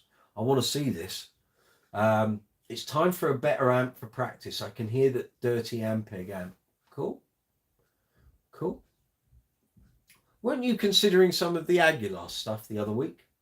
Have you tried any of that yet? I know we were talking about tone hammers and the AG700, DB751. DB751 is expensive, but you're in the US, so you're going to get old Joe Goose, £5 super chat. Thank you very much, sir. Love your work. Thank you. So for anyone not aware, Joe has just made a super chat payment. £5 comes to Brooks's Bass Corner. Thank you very much. Top man. Lewis, Aguilar versus Mesa Boogie. Oh, that's yes, you were looking at the subways, weren't you? That's correct. Okay. So what are you going to do? Are you going to go out into a store and try this stuff, or are you going to buy one and see how you get on, or you're just going to flip a coin and see which one you go for? Patrick Sweeney, insurance for band gear. What do you do? Moot subject. We'll come. Let me read the rest of your question. We'll come back to that. We had a Sennheiser belt pack pinched on New Year's Eve. Great. We are insured, but you need to read the small print very carefully. Yes, you do. Okay. The problem with insurance and band gear and all this stuff, as you're finding, the small print, and invariably you don't get to read the small print until you've bought the insurance, but also how things are insured when they're in vehicles, whether anyone's in the vehicle. And I've heard from so many musicians who have got different policies with different companies, and it seems like no one covers you for everything. And you only find this out when something goes, and then you've got a claim, and then the problems start. And this is a real issue. And I used to have all my gear insured. And I mean, I have for everything here at home, but I'm kind of selective about what goes out and what doesn't. So I kind of have a bit of a floating policy where if I know something is going out, I'll change the policy. But generally, since we've come out of lockdown, I've been using the same kind of 4 or 5 bases. So a lot of the stuff doesn't get insured for out of the house, but it's insured here. Stuff that's going to be out on gigs and stuff, that's always covered all the time. I think who my insurance is with at the moment. I'll get back to you on that. I'm trying to remember. It's been a while since I set it up. It's just generally a recurring policy. I'll come back to you on that, Patrick. But yeah, gear insurance, a nightmare. But you go on people's recommendations, but everyone's situation is kind of different. So yeah, there's no one size fits all. If a company came out with a great policy that covered everything we needed as musicians, all the others would fall by the wayside because we just all go to that one company. But what generally tends to happen is someone has a bad experience with a company,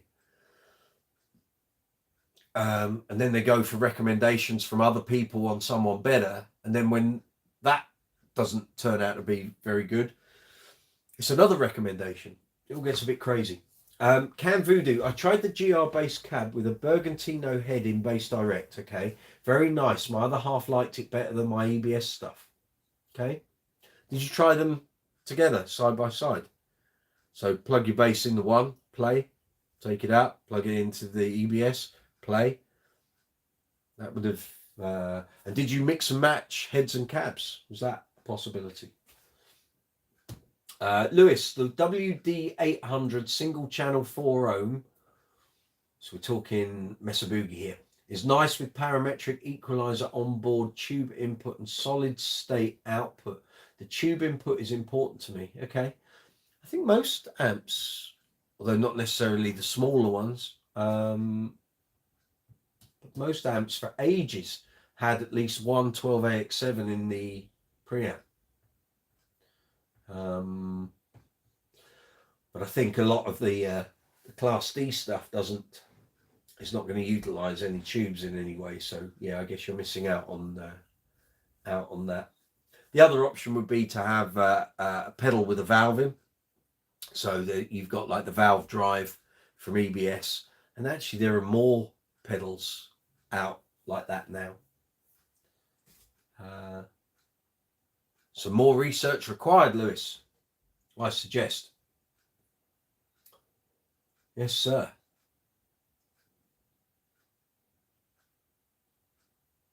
Yeah. Sorry, you got my head on insurance now, Pat.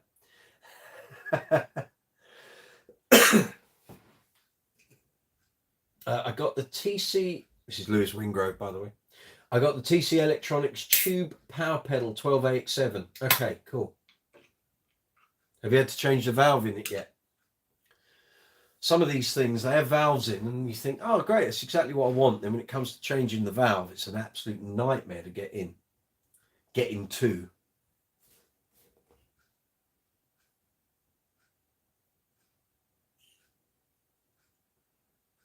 Let me know, Lewis. Let me know.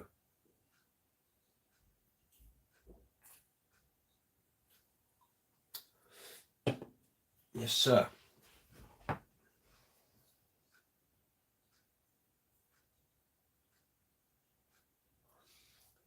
Anyone that's watched the clean and set up your status empathy base video, if you recall watching it, I talked about a scratch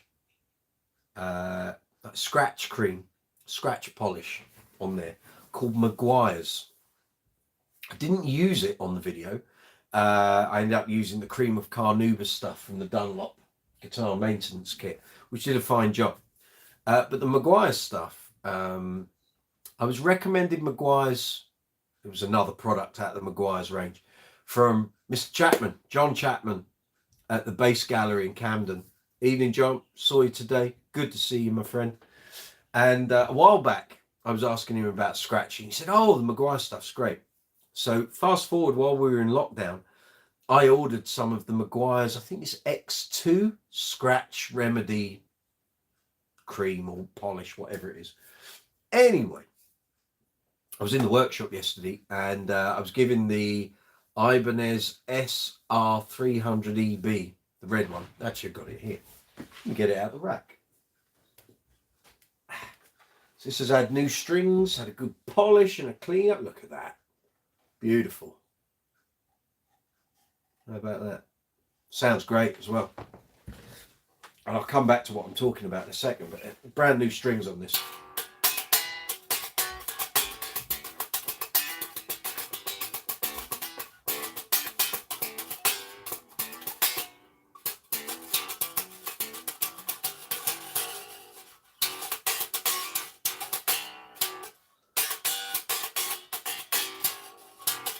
Anyway, plays great now. All set up. Beautiful. It had a very small scratch just on the edge here. And I was looking at it and it was like, what am I going to do to get that out of there? So I got a small, just a pea-sized amount of that Maguire's polish. Just rubbed it on the edge. Did it for about 5 minutes or so. Polished it off with a polishing cloth. No scratch. So we'll be using that on a few more workshop videos. So if you've got a bass with some scratches on, fine scratch, you know, big old gouge, it's not going to solve that. But the Maguire's really worked. I was like, wow, wow, wow, wow, wow. Okay. So yeah, that'll feature in some workshop videos very shortly on any basses that I see of mine that have got some hairline scratches or some sort of swirling in the polish. We'll in the lacquer. We'll give it a go. But anyway, so this has been on the workshop bench and it's now got a nice set of rotor sounds on it and playing great. So demo and review videos coming your way very shortly. Oh, yeah, yeah. There we go. So yeah, but the Maguire's, that was a godsend. Okay, let's see where we got to. Patrick Sweeney, if gear is in a vehicle, you have to be with it or it must be out of view under the parcel shelf. I've heard several musicians in the past 6 months had their vehicles broken into or stupidly left a door open while they were loading in or out, and various permutations of what they were allowed to do and what they weren't allowed to do by the insurance company. And neither insurance company were going to pay out, even though they were within the conditions of the agreement. It's a nightmare. It's an absolute nightmare. And you begin to think, well, what's the point in having the insurance? But if you've got valuable gear, yeah. Okay, Lewis Wingrove, note, this is on the back of the motherboard tube location, but you can change it, which will change amplitude, not tone. Gotcha. Tubes are not equalizers. No, they ain't. That's for sure. Joe Goose, did you try any of the Say basses out of the gallery? No, although a 5-string jazz variant in kind of a Lake Placid blue was in there. It looked like it was either being sold on commission or second-hand bass or something. Looked great, but I just didn't have time to pick it up. I had to shoot off for lunch today. Did buy a Boss TU3 tuner though. So I've got 3 Boss tuner pedals, all doing different jobs in different boards and different places. Did you try any of the Say basses? What are your thoughts on them? Love Says. Love Says. Great. Would you ever buy one? Absolutely. In fact, I nearly got Martin, commissioned Martin to build me a bass. I think I thought about it from a 40th and it didn't happen. Then I thought, I'll just place the order and get him to build it. And I was going to have a really nice cherry burst Swamp Ash Precision. I was going to get him to make me a Precision. And then the prices all went up. So this was like early 2010s, 2011, 2012, 2013. And he put all his prices up. And his order book is so full that in the end I just thought I probably wouldn't use that bass a lot. Now I would, with things I'm doing like Queen. I could have used it, but I didn't go ahead with it. And so no, never commissioned a Say so far, but that doesn't mean I wouldn't. I would, absolutely. And I trust Martin and John to build a great bass any day of the week. Lewis, but technically speaking, tubing a pedal is snake oil since the plate voltage is way underpowered on most models. Yeah, I can hear a nice warm glassy tone for $50. Good man. Joe, is there any bass you could own that you wouldn't take out the house for a gig? Or, well, this is one of my dilemmas with ever owning vintage Fenders, is that in an ideal world, yeah, I'd love to have some vintage Fenders, but I don't really do much recording, so I'm never going to get the best out of them. On live gigs, most of the gigs I do, I don't see having a vintage instrument a vintage Fender, Precision or a Jazz, would improve any of the sounds that I get. As far as I'm aware, I've never been in a position where I had to have vintage gear. If I did, and there was a whole load of work that meant if I went and bought one, I'd have that work, then fair enough, but that's never been the case. My big thing is knowing that what you're buying is authentic, because there are so many scams out there. Thankfully, if you buy a bass like that from somewhere like Andy Baxter or the Gallery or Bass Direct, they know their stuff, they know the provenance, they've seen so many examples of vintage basses, they'll know if something's correct or not.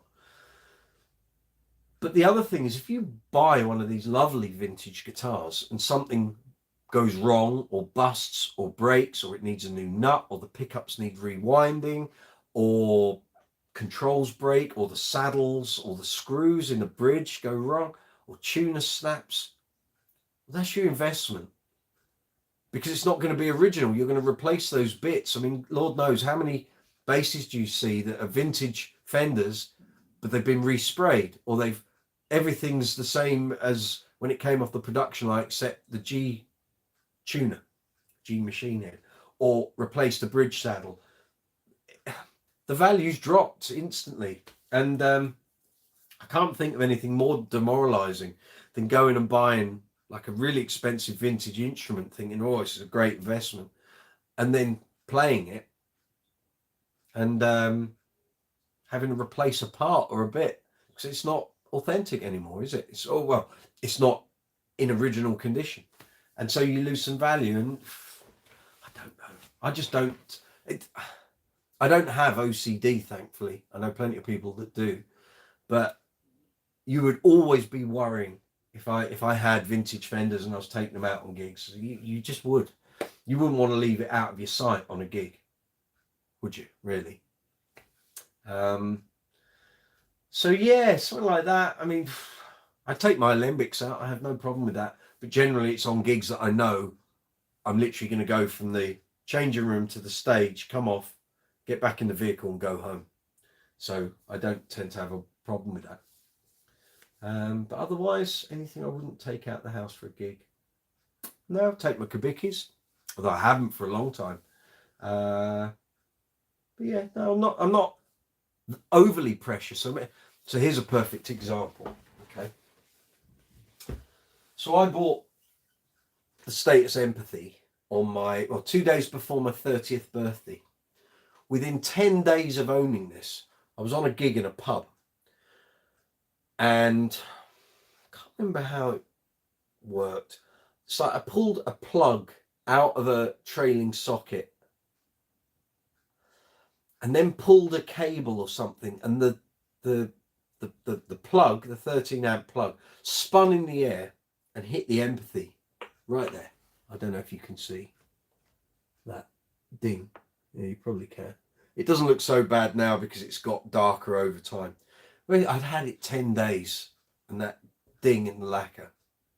And from that point, I thought, well, if you're going to bring it out on gigs, this is what's going to happen. As it is, this has done thousands of gigs. It's got bangs all over the place. It's got a nick out of the lacquer on the back of the neck, and there's one on the edge, and the headstock took a right on bang at Shepherd's Bush Walkabout once. But yeah, so I don't get overly precious. Obviously, I wouldn't want the Olympics to get banged about and knocked about, but everything else, you can take it out on a gig. It's going to happen at some point, whether you do it or someone else does it, or someone picks your gig bag up and just plonks it down. And no one else is as precious about your gear as you are. So if you take it out on gigs, that's what's going to happen. So no, I don't generally have a problem with taking anything out on gigs, really. Graham, on your AG700, yes, sir. Does the clip light come on? Yes. When you have too much input gain? Yes. Use the cut switch, but if you're using the cut switch and it's still coming on, then you're going to have to turn it down, turn your master up a little. Or does the power amp section make it flash? It does make sense. I've got that, mate. I think it's the clip is on the input. I think. I can check. Have a look on the Aguilar site. It should say there. But I think that's normally on the input, because literally if I'm running with the normal gain structure and I haven't cut in the pad, that normally solves it. If I have cut the pad in and it's still going, then it's normally because I'm using a fairly hot bass, so one of these or a GB. And then it's a case of maybe you've got too much EQ and oomph coming from the bass, or just turn the input down a little and bring your master up a bit. But there's plenty of power in that amp. You shouldn't be lacking any power.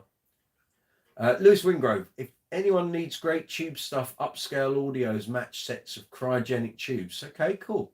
A decent price. Plus, he's one of the few people who have a burn-in machinery for tubes. Oh, cool. Handy to know. Thank you, Lewis. Very good. Anyone in the US looking for cryogenic tubes? It's not something from the film Alien. These are valves for your amplifier. Follow Lewis's advice. He actually buys tubes based on the company data sheets. The best man in the tube game. Cool. Also the golden god of turntables. Joe Goose, why did Mark King not use his alembics to record and use the Stingrays instead? I have a feeling he was going for a different tone. So on Guaranteed, there is some alembic use, and as I said last week, I think, or the week before, the track Guaranteed has 5 lots of bass. 5-string Stingray, alembic, synth bass, and there's 2 other bits on there, which is in the Making Music interview from September, October 91. And I think he was using Stingrays just to have a different sound. I don't know what he heard that made him suddenly think in 89, 90, oh, I really like the Stingray sound, because Blood Sugar Sex Magic hadn't come out at that point. Yeah, I don't know. I don't know what to instigate that. I'll ask him next time I have a chat with him. Whether he'll remember and give me the correct answer, that's a different thing. Although now he still cherishes his Alembics, but the Stingrays are gone. Yeah, I had one. Jerry Meehan bought the 5. That was the end of that. But he did use them on some of the trash tracks. And it was just part of his gear clear out, I think, back in 97. Which is weird, because then he ended up using a load of jazz. Well, he was using jazzes on one man. Precision and jazzes on one man.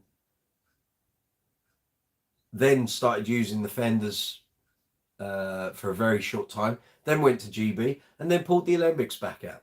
But the Alembics are so big, they're so heavy. You can see why he likes lighter basses. But the Alembics sound like nothing else on earth. Just the way it is. And that's the way.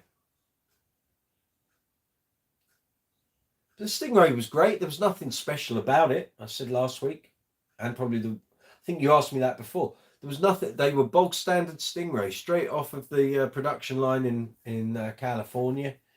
No modifications or anything. He just got them as stock and then just used them to record.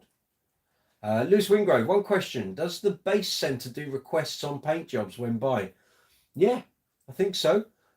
Depends what you're thinking of buying. If you're thinking of buying a jazz, which will be the jive bass, there are loads of colours.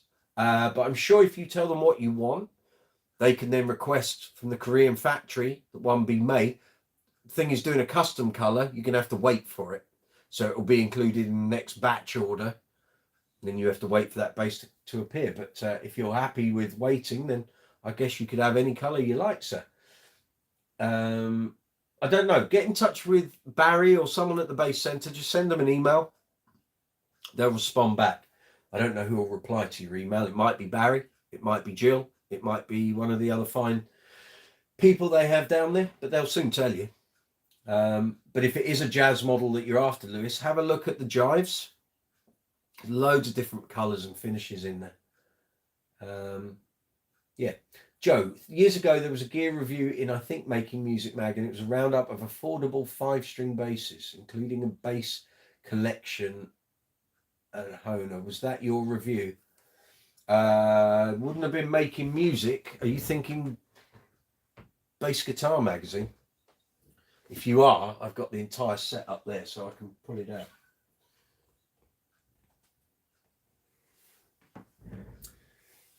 So Making Music finished in the mid-90s, I think. It's a roundup of affordable 5-string basses.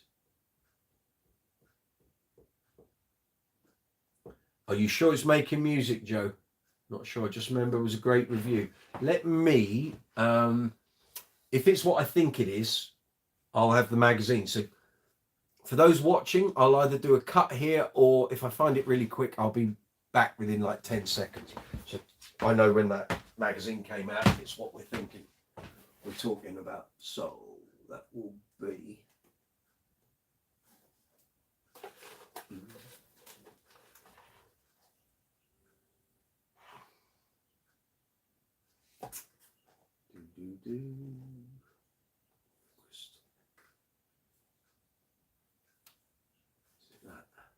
No, here it is. I've got it. I've got it. Joe, was it that?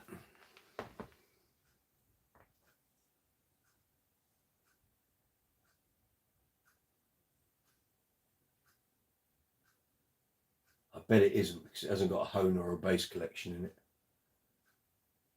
Oh, so it didn't have a bass collection or a Honer in it. Well done, Joe. It was it's a Fender, a Yamaha, a Vintage, an Ibanez, and a Washburn. I remember doing it. I just come back off tour with Bonnie Tyler, and I went down to Bass Guitar Magazine's offices down near Exeter, which is where it was at the time. And that was me, Stuart Clayton, and Steve Harvey did that. I can remember it indelibly etched in my memory. Yeah. One of those. One of those.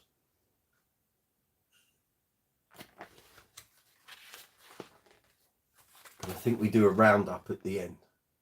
I think. No, that was it. Oh, and what's that we have on the next page? Trace Elliott combo. Yeah. Let's have a quick look, see if there's anything else I wrote in that issue. I can't remember, it's so long ago. Interviews, no, none of that. No.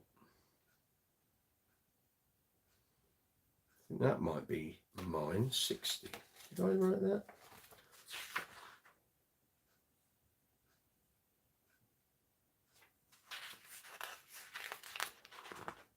No, I didn't. Adrian Ashton did it. There was a Warwick review in there. I thought it might be mine, but it wasn't. Yeah, so there you go. Yeah, 2006, November 2006 I did that. Yeah, sorry, you think you're getting old.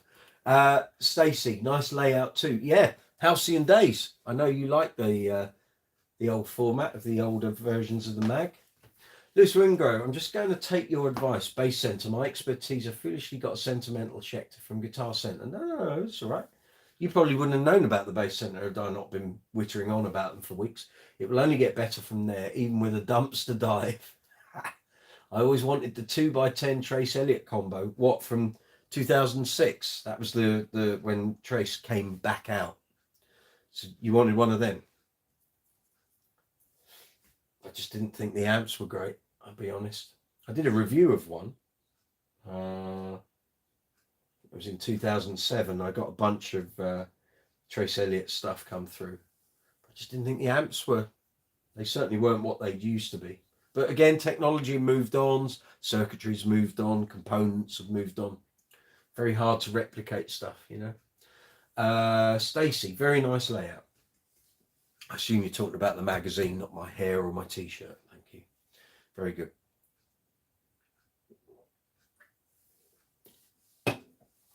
Here we are. Here we go. We're coming up on an hour and 50 minutes into tonight's live chat here on Brooks's Bass Corner. Live chat number 39, if you please. We've done 39 of these. Can't believe next week's going to be 40. The week after that will be 41. So the next two live chats are already booked in. If you want to set up a notification so that you get notified when those chats are happening or when they're coming up, you can go into the video section here on the channel or the live section, and you should see those future live chats sitting there. You can click on them, and you'll get the notify me button. Click on that and it will send you a notification nearer the time. Those are in place, ready to go. Got any questions about bass guitars, bass amplifiers, bass speakers, bass effects, bass accessories, great bass players, bands with great bass players, albums with great bass playing on? Here's the place to do it. Feel free. Got any questions, any comments, stick them in the live chat window. If you're on the mobile app, it's below this video window. If you're on the desktop version, it's that way. So literally put your insertion point into the live chat window, type your question or your comment, send it. As soon as I see it appear, I'll try and reply to it. At the bottom of the live chat window, there's an emoji icon. Next to that, you'll see a dollar symbol. That allows you to make a financial contribution to the channel. You don't have to. If you wish to, you may do so. Underneath the video, you'll see a row of icons. There's a thumbs up, a thumbs down. There's a share arrow, save button. There's a love heart with a dollar symbol in. That's called super thanks. Works exactly the same way as super chat here on the live chat. Allows you to make financial contribution to the channel. Underneath the video, you'll see a merchandise shelf. You can buy items with Brooks's Bass Corner branding on. If you go into the description box, you'll see links for the merchandise. There's a UK and Europe shop. And there's a US and worldwide shop. So there's t-shirts, hoodies, sweatshirts, socks, water bottles, mugs, glasses, iPhone covers, bags, million and one things, bum bags. Last week we talked about pink fanny packs, believe it or not, and adjustable nuts. I don't know where that one came in, but anyway, yeah. So if you're looking for some branded merchandise for Brooks's Bass Corner, Go into the description box, you'll find the links there. There's also affiliate links for Thomann and Amazon. So if you've got any bass related purchases, if you go through those links, make the purchase, Brooks's Bass Corner receives an affiliate payment. It's not huge, it's a small amount. All those things kind of add up, allow the channel to keep on running. There's also social media links in there, so you can follow us on social media on Facebook, Instagram, Twitter, Be Real, Quora, Reddit, and a whole bunch of other social media as well. Stacey, seriously though, how many viewer remembers and say, is this what you remember? Yeah, but I've got a kind of photographic memory. So also remember, I've got everything I've ever written on my hard drive. I flick through those files, referencing them for various bits of information all the time. If I had gone on Joe's recommendation that it was a bass collection and a Hohner, that wasn't even, that wasn't featured in there. But when he said 5 affordable 5 strings, I suddenly thought, well, we did that. We did a 5x5. And I knew when I did it, which was November 2006. It was just after I came off tour with Bonnie Tyler, went down to the magazine offices, and we did that in an afternoon. 3 of us sat there with 5 basses, took each bass, wrote our comments down. I put the piece together, did all the text.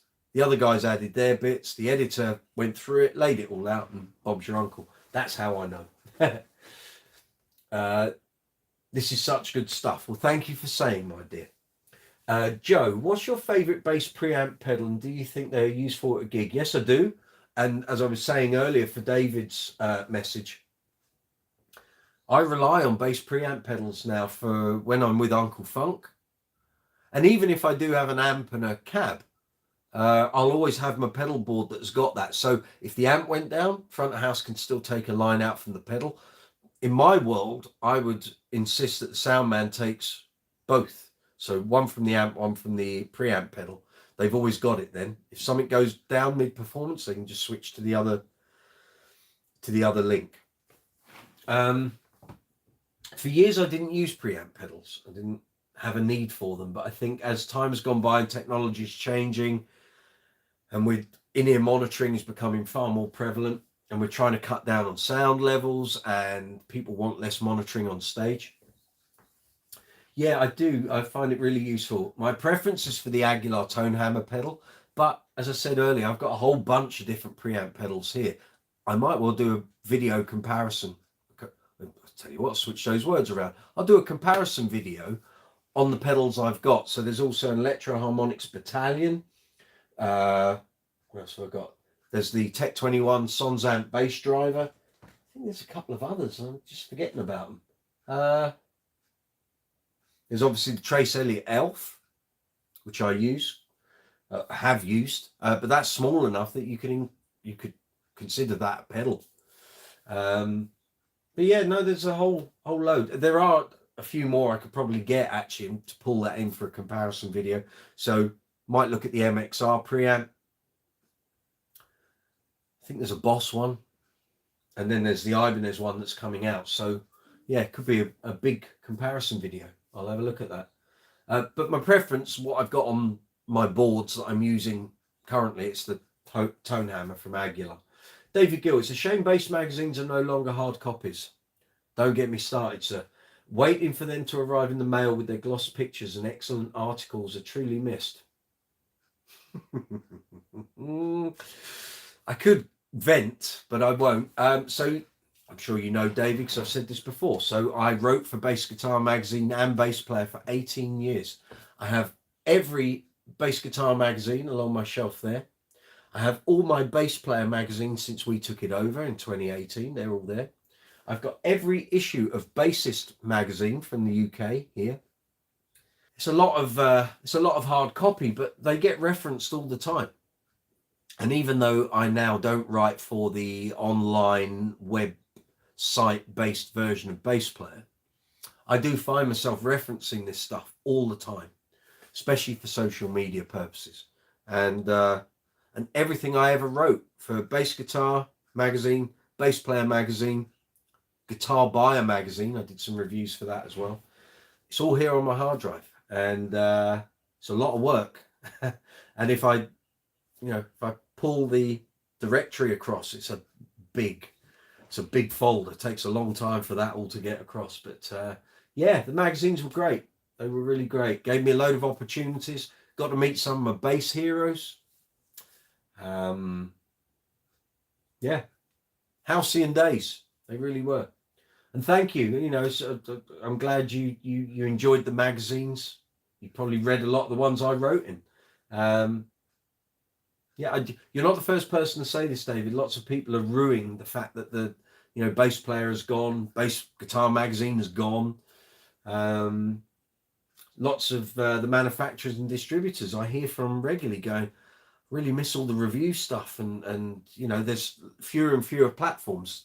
There probably aren't. There's a lot more online platforms, but there was something, the kudos of having your product in a magazine that people could buy was a definite thing. Stacey Ann, thank you very much for your super chat, $4.99.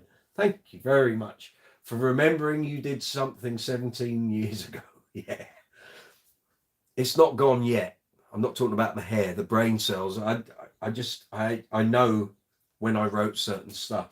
It's when you get into the busy years, so from about 2012 to 2018, there was such a flow of work. Some issues I had 3 or 4 reviews in, as well as columns and features and interviews. And there were some issues. In fact, there was one issue, I think, in 2017, which Joel McIver and I said, basically us two wrote it. It was huge. It was literally so much work. The payday from that was great. But yeah, so that was a thing. But the fact that some of you guys read those magazines and you really enjoyed them, thank you. That's what we did it for, Got to get that info out there. Martin Fay, curious, what rig do you use when playing at home, Mike? DAW-AMP headphones. I use a whole bunch of different things. So I've got tons of gear for different gigs and what have you. I used to always have a rig set up here in my office. Then went to a combo. Then went to a 2x10 with a head. Then my partner started to work from home. So noise had to be. And for ages and ages, I've literally, there's a couple of ways I do it. So sometimes if I'm just practicing and it's not hardcore practicing, I'm just refreshing for a gig, say a Queen tribute gig. Say this was Thursday last week, the night before the Queen tribute.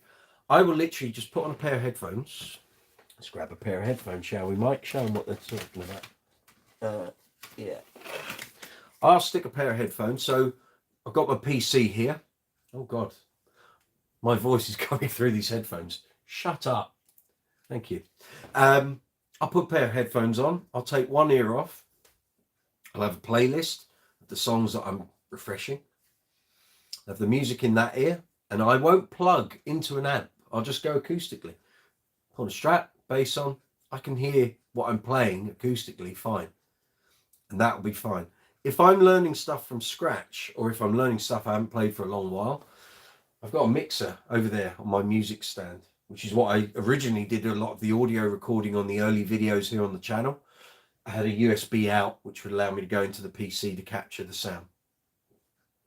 I'll run a link out of the PC into the mixer. The bass will go into the mixer, headphones into the mixer, and I'll do it that way. But generally, I don't have, I've got rigs here, and I could easily just bring an amp in, but it's just the noise factor. And my partner's pretty much here at home all the time working. So unless I know she's going out, I can't really make a loud noise. And she's doing Zoom calls for work and phone calls. And yeah, easy life. I don't need the nag, It's so that's kind of what I do. That's my way of doing it. Yeah, that kind of works. Stacy, David Gill, absolutely. Remember the smell of the magazines. Still got it. Yeah. Actually, did I write that? Ha! There's me. Didn't even notice one of the reviews I'd written. I did a review of 2 Marshall combos in that issue. I've forgotten. There was so much stuff came through these doors, I tell you. Yeah, that's one of my reviews. I think, is that mine as well? I don't remember. No, Andrew McKinney. Good old Andrew. Haven't seen him for a while. Don't think there's anything else from me in there.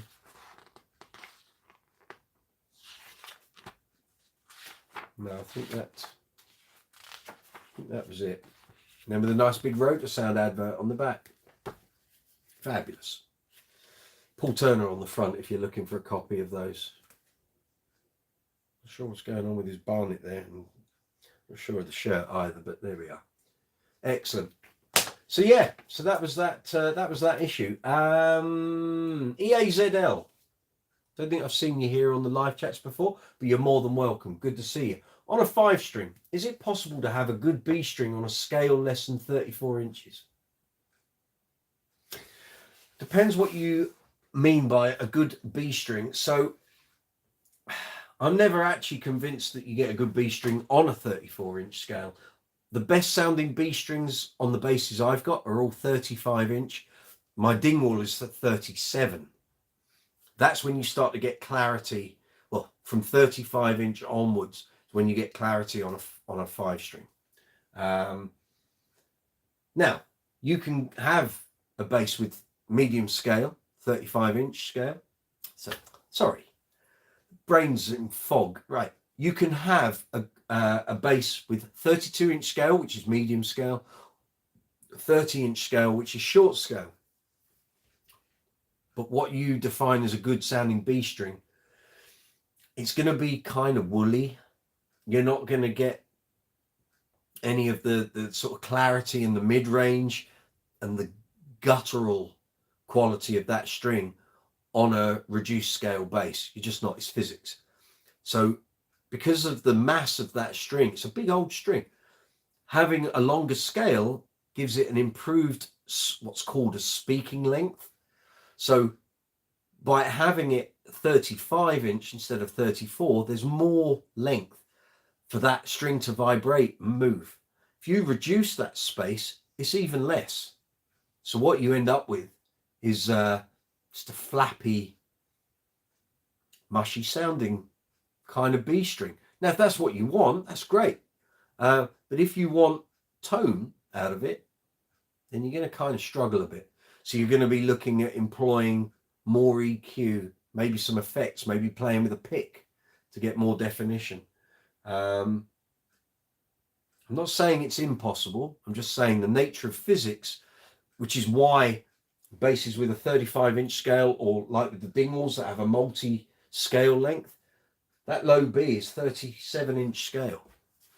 But that's why it sounds so good, is because there's longer amount of distance for that bass to vibrate. It's a bigger string, so it needs more. That's not a definitive slam down on low B sounding good on anything other than a long scale bass. Just my take on it. When I've played low B strings on medium scale and short scale basses, they always sound a bit, there's not a lot of definition there. But that would be my take on it. But then again, you could use a slightly thinner low B. So generally you're looking at 125, 130, maybe 135, maybe a 140 at a push. Maybe come down a bit towards like a 115 or 120. That might work. I don't know. Experimentation, sir. That will reveal all. Okay, Lewis Wingrove. Most preamps are giving out 3-band EQ. Yeah, I would want a mid-sweep where possible. Most amps have that, so I'm asking for more. My common sense tells me rack mount is probably a better option for me. Possibly. But then you can get into too much stuff going on a rack unit. Look at the Marcus Miller preamp. So many controls going on the old SWR Marcus Miller, the blue preamp.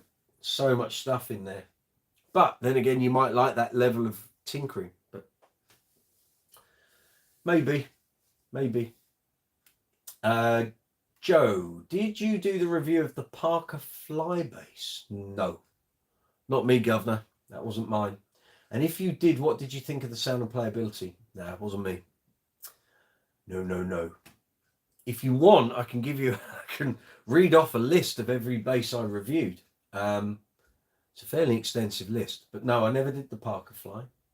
And I will just check that I'm not talking rubbish and it's my brain not serving me well. Let me just check. No, that's Brooks's Bass Corner videos. No, you don't want that. Bass Guitar Magazine, bass reviews published. Oh, actually, let's go for written. So that's Parker Flies. Let's go on name. Okay, I think I wrote Parker Fly. No, not me. Not guilty. Not me, sir. I could tell you all the manufacturers, but you might get very bored. But there's a lot in there. 244 basses reviewed in total. That doesn't include features, comparisons, special commissions. That's just basic bass reviews that you saw in the magazines. 244. That's a lot of bases. We kept the couriers busy. Joe Goose, have you ever tried an Ashley Pangborn bass? No. You're going back into Mark King territory here, Joe. No, I haven't, because they're so rare. You don't see them very often. And normally if I've passed one in a shop, I'm either leaving or someone's playing it, but no, never played one. Never played one. Yeah, there's a whole load of stuff around Mark King and Level 42. I just, I don't know, I kind of grew out of the fascination with it all. That's not a bad thing, by the way. No, just, so things like Pangborns, I'm aware of them. I know when he used them and what have you, but it's not the sort of thing I'm like, oh, I'll try one, I've got to try. I've got Alembic, so I'm, you know, Alembic rules all for me. I never heard Mark with a better bass tone than with the Alembics, apart from the Status Matrix, which we discussed before.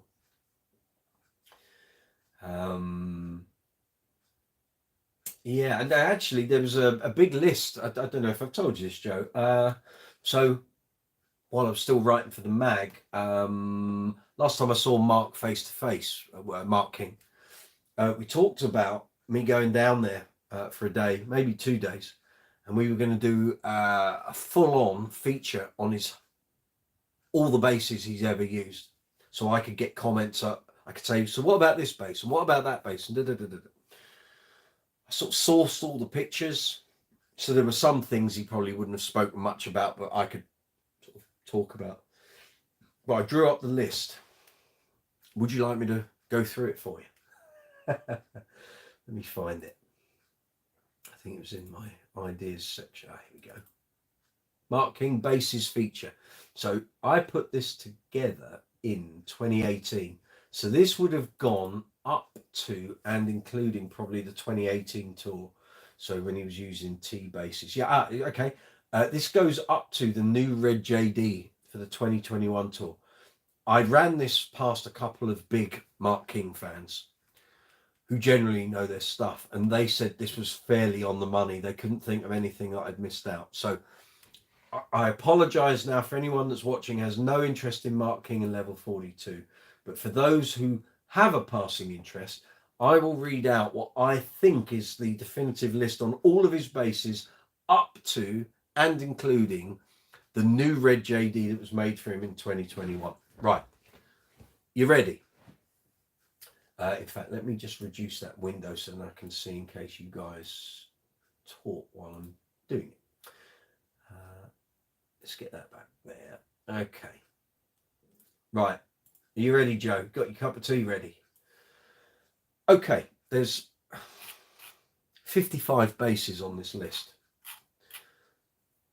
Number one. And I won't say number one. I'll just read them out because we could be here all night otherwise. Shergold Modulator Heyman /Heyman bass, which is the bass he used on the early tapes because it's what was in the studio. Then there's a JD1, which is a Series 1, which is the bass he bought from Sounds in Shaftesbury Avenue in London with the band's Advance. Then there's JD2, which is the bass that is featured on the Live at Wembley video, which Nick Smith bought and then sold on to Morgan Roussel. Then there's the JD Starchild, which is the white one. There's the JD 8-string. 2 Pangborn Warlords. One was Cocobolo, one was Maple. Then you've got the Status. This needs a bit of refinement. So I've written Status Models Series 2. He generally had a Series 2 in Maple.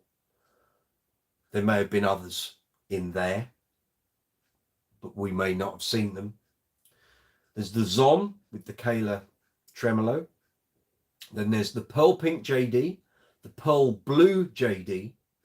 Then there's an Alembic Distillate, which is a bass that was kind of, he'd ordered his Series 2s from Alembic, and I think to get him through, he either went and bought a Distillate, or Alembic said, we've got a Distillate, would you like it? And he had it, but I don't know the story about that. He then had an Alembic Series 1, which is Maple, which you'll see on the Fait Accompli video, and he was using through the latter end of 87. It's on the Rapido clip of him and Mike Lindup playing. It's also the Maple Alembic that you see on Fait Accompli for the live shows. There's no LEDs in it, and there's a brass disc where the pickup selector used to be. That bass is now owned by John Randall, personal friend. John, good evening, hope you're well. He then had 2 Series 2s Alembics come through with the LEDs, Cocobolo and Maple. They were long scale. They were too long. He didn't like them. Kept them and then sold them when he sold them to the bass center. So I had 2 medium scale Series 2s made, Cocobolo and Maple. He then had a Warwick Thumb. He had a Warwick Fortress. There are pictures of that. There was another Warwick 5-string. That's all I've got here in my list. But he then had the Red Status, which is the Postman Pat Pillar Box Red, for running in the family. One of them worked, one had no guts in it. It was just for show and miming. Then there's the Blue Status, again, Series 2000, as is the red one, which can be seen on the Staring at the Sun tour for the Encore in France, I think. Then there's the Music Man Stingray 5 in red, used on Guaranteed. Music Man Stingray 4 in red, which was the bass I owned, which is on Guaranteed, Forever Now, and Trash. Then there's the Moon Jazz Fretless, which was originally a fretted bass, but he decided he wanted a fretless bass for 7 years on the Guaranteed album, so he ripped the frets out, did a DIY job. There's the Wow MIDI bass, again, which was at the bass center when I bought the Stingray, used on Guaranteed.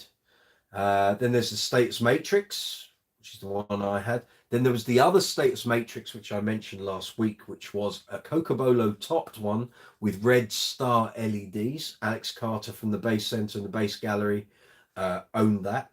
There's the Status Empathy 4 that was a maple topped one. Rob Steen from Ireland bought that the day I bought my Stingray. Then there's the Status Empathy 5 that was used live between 1990 and 92, and it's the 5-string on If You Were Mine on the Guaranteed album. Then there's the Status Empathy that was stolen from the hotel shoot at late 1990. He then had a Seafoam Green Tea bass in 95, 96, which he's still got, still hanging on the wall in his studio. Then there are the Fender basses that he used for one man. So they weren't really seen. They were in for recording. So I don't know what he had. I would need to talk to him about that. Then there's the Fender Jazz Deluxe with the LEDs that he used for a short while. Then he moved over to GB Spitfires. He had the Daphne Blue one. He borrowed a red Sunburst quilted maple and then had his own one made with green LEDs. Then he had a Rumor 4 for the 2000 tour, which there was possibly 2 basses. Bernie would be able to confirm that.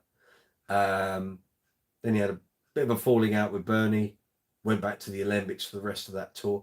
Then he moved over to the King basses, Status King basses from 2001. So aside from all the prototypes, because they're prototypes, they're out there, but the models he had a King bass rosewood top. a King Base Artist in maple, King Base Princess from 2002, King Base Black Beauty in 2003, the Retroglide in 2006. Then we had the King Base 2s. So there's the Stuttgart base, the figured walnut or Cocobolo base. We then got the 30th anniversary King base, which would have had the single coils. We then move into the world of Parametrics. So there's the graphite model, the red model. You then move into the mirror finishes. You've then got the flip finishes. And again, how many of these he had, I don't know. Then there's the Parametric 6-string, which he had when I last interviewed him in 2017. He also bought a Fender Jazz from 71, which was bought from Andy Baxter's basses and guitars. And he bought a Gibson EB3 as well, which was used on the Jack Bruce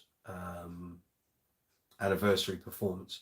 Then moved on to T-basses. So he had the blue T-bass, the red T-bass, an orange burst with the timber grain, so translucent. There may have been some more T-basses I don't know about. And then we had COVID. And then he had a new red JD built for the 2021 tour. And that's kind of where my list stopped. I haven't updated it since. Why did he, so Joe's asking, why did he fall out with Bernie? Number of reasons. Bernie will give you his version. Mark will probably give you his version.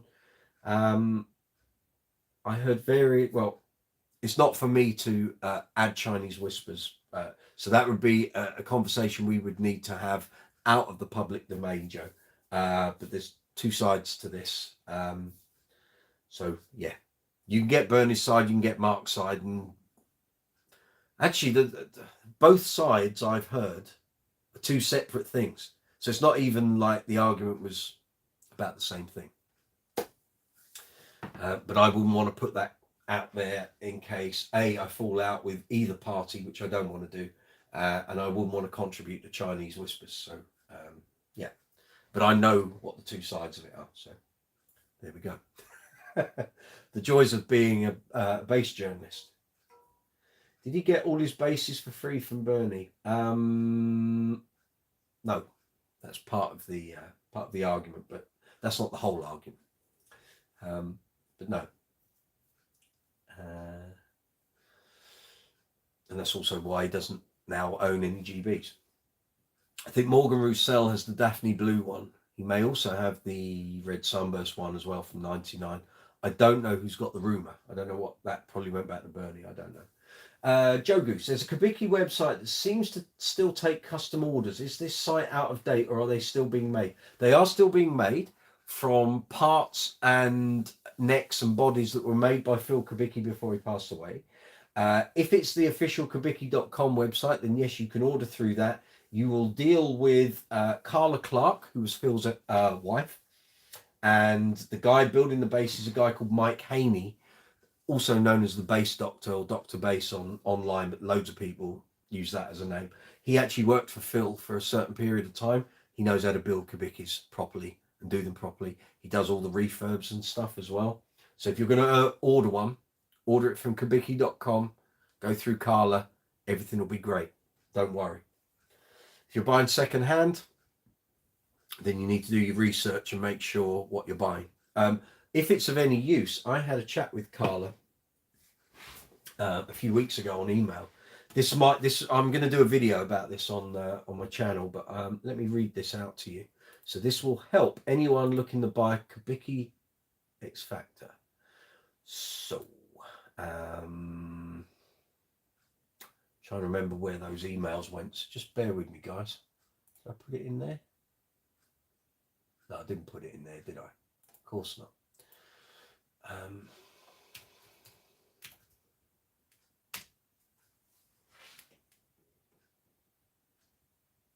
So I've just got to go through my, here we go, done. Okay, so from the horse's mouth, this is, I'll read it as it was sent to me. Makes sense to you if you want to know this. Okay, I'll read it as best I can. Where it kind of divulges, I'll diversifies, I'll try and sort of bring it back on point. The Fender licensing agreement ran from January 1988 to January 1991. We manufactured the bases in Santa Barbara, California for the first year.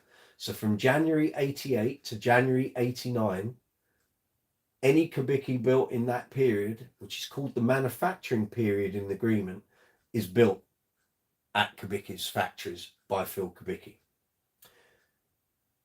and under his supervision. So in order to train their employees and give their custom shop time to put manufacturing online at their facility in Corona, California. So serial numbers 1000 through to 1292 were produced in Santa Barbara under Phil's supervision, but under the agreement. Numbers 1293 to 3088 were produced at the Corona facility, so that's Fender, between February 1989 and January 91 under Fender supervision.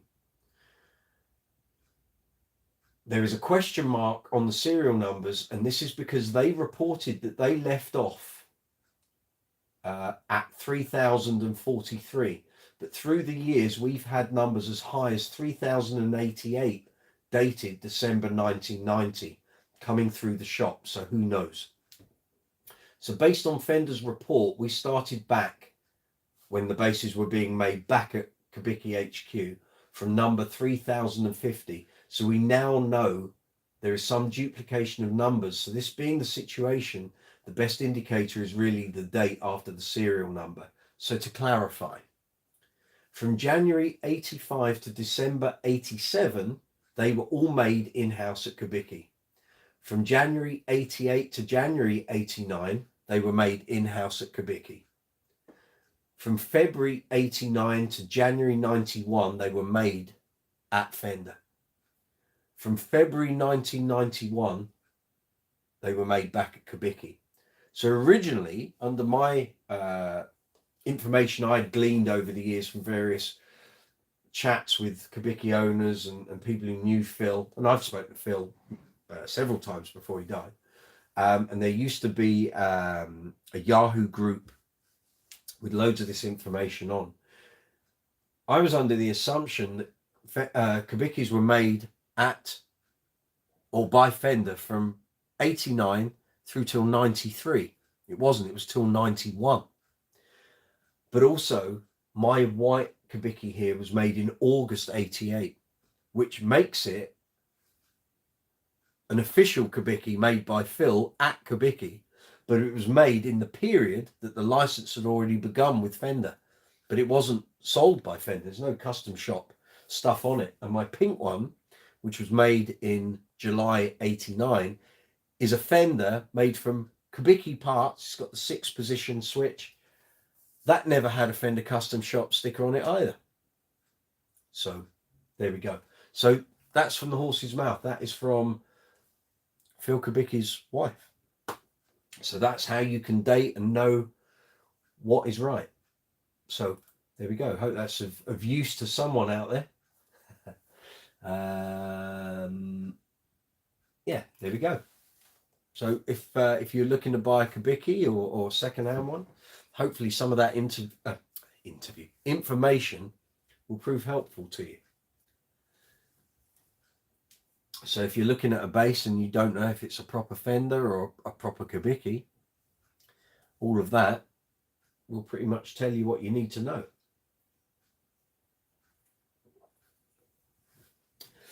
So here we are on Brooks's Bass Corner, 2 hours and 23 minutes into live chat number 39 here in London, in the UK. You're very welcome. If you've never attended one of these live chats, I hope you're enjoying it. Feel free to hit the subscribe button if you aren't already a subscriber to the channel. Hit the notification bell so you get notifications when I post up new videos and I post on the community tab. And if you give the video a thumbs up, that would be really appreciated. It helps with the algorithm, shows that people are enjoying the content, makes the algorithm think he kind of knows what he's doing. Very ish. So Joe, do you know what the price of a new Kubik is? I think you're looking at about 5,000. That might be $5,000. I saw some prices around the $4,800 recently. It depends whether you're having a solid color or a fancy top. Maybe you want a different body wood, but you know, these bodies and necks are pretty much already made unless Mike's now manufacturing from scratch. So yeah, that's kind of what you're looking at in the ballpark figure, but they are still made top notch. So don't think you're getting like a cast off. You're not. It's these are all, everything was made and done before Phil passed away. So yeah, and still great bases. Still great bases. Look at the second-hand market. The prices are just going through the roof. So someone wants them, clearly. So yeah. So have you got any questions about bass guitars, bass amplifiers, bass speakers, bass effects? Great bass players. Albums with great bass lines on. Why have I still got these headphones on? I was asking myself the same thing. You want to talk about anything bass related? Here's the place, Brooks's Bass Corner on a Tuesday night. Live chat number 39. Maybe you've seen something on the channel you'd like to ask some questions about. You've seen something in one of the interviews from my old magazine days. Maybe there's something in there you'd like to ask me some questions about. Maybe some of these fine basses behind me might be just catching your eye. Maybe you'd like to ask a question about any of those. I'll do my best to answer your questions. See, we've got 12 people online here at the moment. It's good to see you. Thank you for joining in, guys and girls. I'm just moving my windows over here. There we go. So it's all good. So who's bought new gear? Who's thinking of buying new gear? What are you looking at? What are you thinking about? Have you seen some good deals out there lately? Let me know. Let me know. So as I said earlier, there'll be some new content going up over the next couple of days before my gig at the weekend. So we've got some workshop videos coming your way. So the Ibanez SR300EB, it's in the rack there. That went on the workshop bench yesterday. Had a thorough setup, clean up, new strings, knew everything pretty much. Cleaned the frets up. We did the neck relief, did the action, did the intonation, did the pickup height. Gave it all a polish, good cleanup, and it's much the better for it. And then there's also the Lakeland 4464 PJ that I bought last week, 2 weeks ago. And so both of those workshop videos will be going up, and then it's on to doing demos and reviews for both of them. So hopefully you'll enjoy those, and then I can open the floodgates on all the stuff that's already been recorded and edited and is ready to go. And I'll have plenty of time during April and May to get all of this stuff up and out there. So keep watching. Joe, I want to buy a new status bass. I know you do. Still waiting to get a no from Rob Green, but worth a try. I don't know if that's going to happen, mate, apart from those new old ones that he's going to produce. I think a brand new build is going to be beyond you. I can't see it happening, because to get the whole production line going again takes a lot of work when you've kind of announced that you're kind of not. So and the problem is anything new that he's going to build now is going to come with a huge price tag. So, well, I think it will. I could be proved wrong. I would love to be proved wrong. The problem is if he opens up to take in a new order, he's going to get flooded because everyone and their dog is going to bombard him with custom orders. That's my thinking. Yeah, Martin Fay, picked myself up a secondhand custom shop Warwick from Japan. Nice. What did you get? What model? Finish? Woods? We need to know these things. What did you buy? Exchange rate was so good it seemed rude not to. Quite agree. There was a period in 2008, 2009, just before it would have been 2008, before the big financial crash, when you could almost get $2 to the pound, and many a British bass player bought loads of gear from America, lots of instruments. And at the time, it was because it was so cheap, it made sense to actually go over to America and buy the basses you want to bring back rather than ordering. It was the flights were so cheap, the instruments were so cheap. Why wouldn't you? And lots of people did. There was one guy, I can't remember his name, David something, and he used to be on Bass Chat all the time, and he would sell a couple of Stingrays a week because he was literally going out there ordering them, picking them up, or going like scouting around stores and what have you, picking them up, bringing them back, and he'd sell them on Bass Chat. You could literally have any color that they were producing at that time. He would sell a model of it. It's crazy. Joe Goose, I got Sadowski New York in 2007. There you go. You know exactly what I'm talking about. Everything was so cheap. And then we had the crash at the end of 2008, and that was the end of that. All those practices went straight out the window because suddenly everything was not $2 to the pound. I could have done with buying a few Alembics at that point. I really should. But there we go. There we go.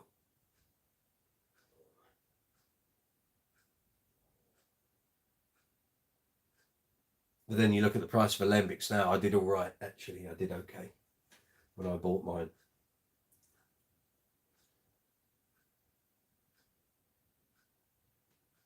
Outstanding instruments. I don't need to tell you this. You know this. You know this. So what's Sadowski? So you got a Sadowski NYC. What did you get? What format? Martin Fates, a Streamer LX 4-string. Oh, very good. Color, natural woods, or color. I nearly bought a few Warwick LX streamers over the years. There was a white and gold one, went on eBay around about 2006, 2007. I let it go. I didn't get it. Someone outbid me. It didn't happen. But there we are. Can't have everything. I've had some good purchases, so I'm not complaining. Warwick Thumb, which was an 88 model. And again, let it slip. I think it went for like 1,020 quid. That's probably about 10, 11 years ago. Basses that have slipped out of our mitts. But there we go.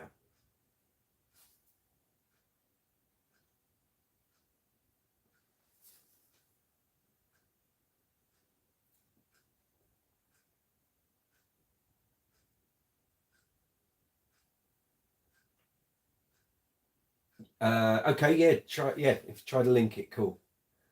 This is the way. It's what I just wish live chats would allow you to post up pictures, but they just don't, sadly.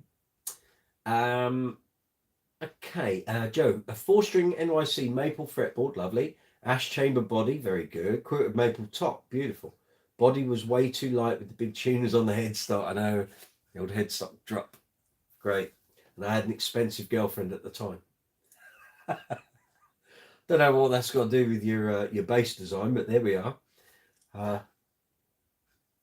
Oh, I see what you mean. Yes, so got rid of the bass to keep the missus happy. Gotcha, understood. Yeah, chamber bodies, great in reality, great in theory, and with some bass it really works. I know there's loads of Alembic Series 2s that are chambered because Alembics are generally big bodied, lots of wood, lots of timber. But the problem, in the most part, is they're very long. So even if you have a light body, the weight on the end of the headstock is going to pull that bass in the opposite direction. Be the old Stanley Clark job, which is a very small body bass. Not an especially long neck, but the weight on the headstock just makes it just tip completely. So you'll be playing it, let go of it, and it just head forward. You had to get rid of it. Yeah, I hear you, Joe. Yeah, expensive girlfriends. Thankfully, never had to experience that. Thankfully. So I think I had someone ask it. No, it was Paolo, who's someone I talked to here on YouTube. he messaged, Paolo, if you're watching, good evening. He was asking me if there was any basses that I didn't have in the collection that I'm hankering for. I said, no, not really. There's nothing I'm particularly after at the moment. Well done, Pat. Yeah, the bass show, not the girlfriend.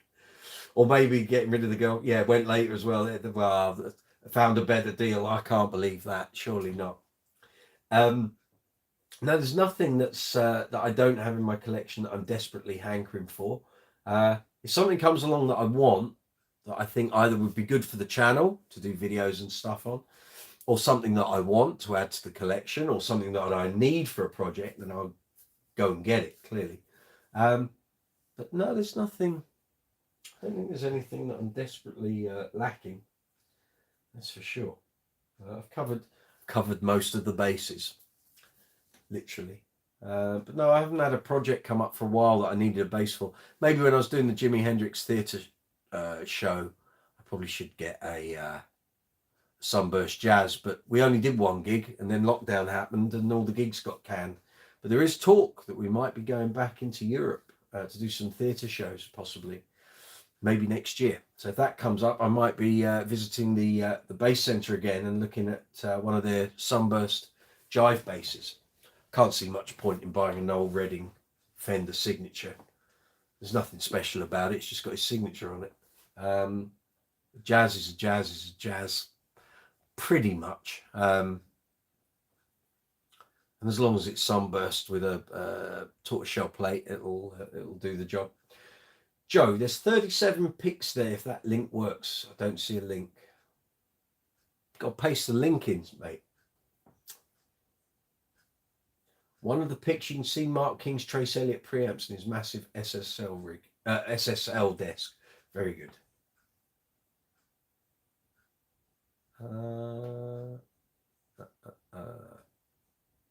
Yeah, he had a very large SSL desk down at his manor in on the Isle of Wight. I think it won't let me paste the link. Oh, okay. Let me try. It looks like YouTube filters out our links. I understand why they do it, because probably on live chats in years gone by, dopey people, we've had a few of them on here in the early days of these live chats, would just bombard your YouTube live chat with links, spam links and porn links, and I get why they do it. Okay. Let me just check I haven't got any settings here that I can change that might stop filters.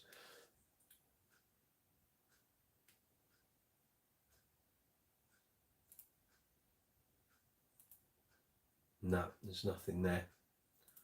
Nothing I can do.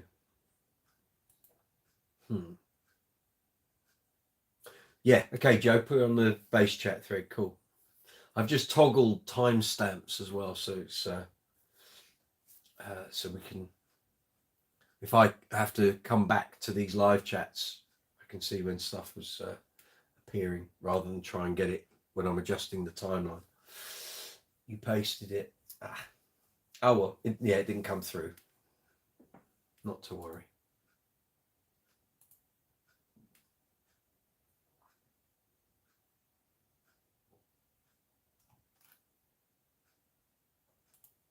Okay.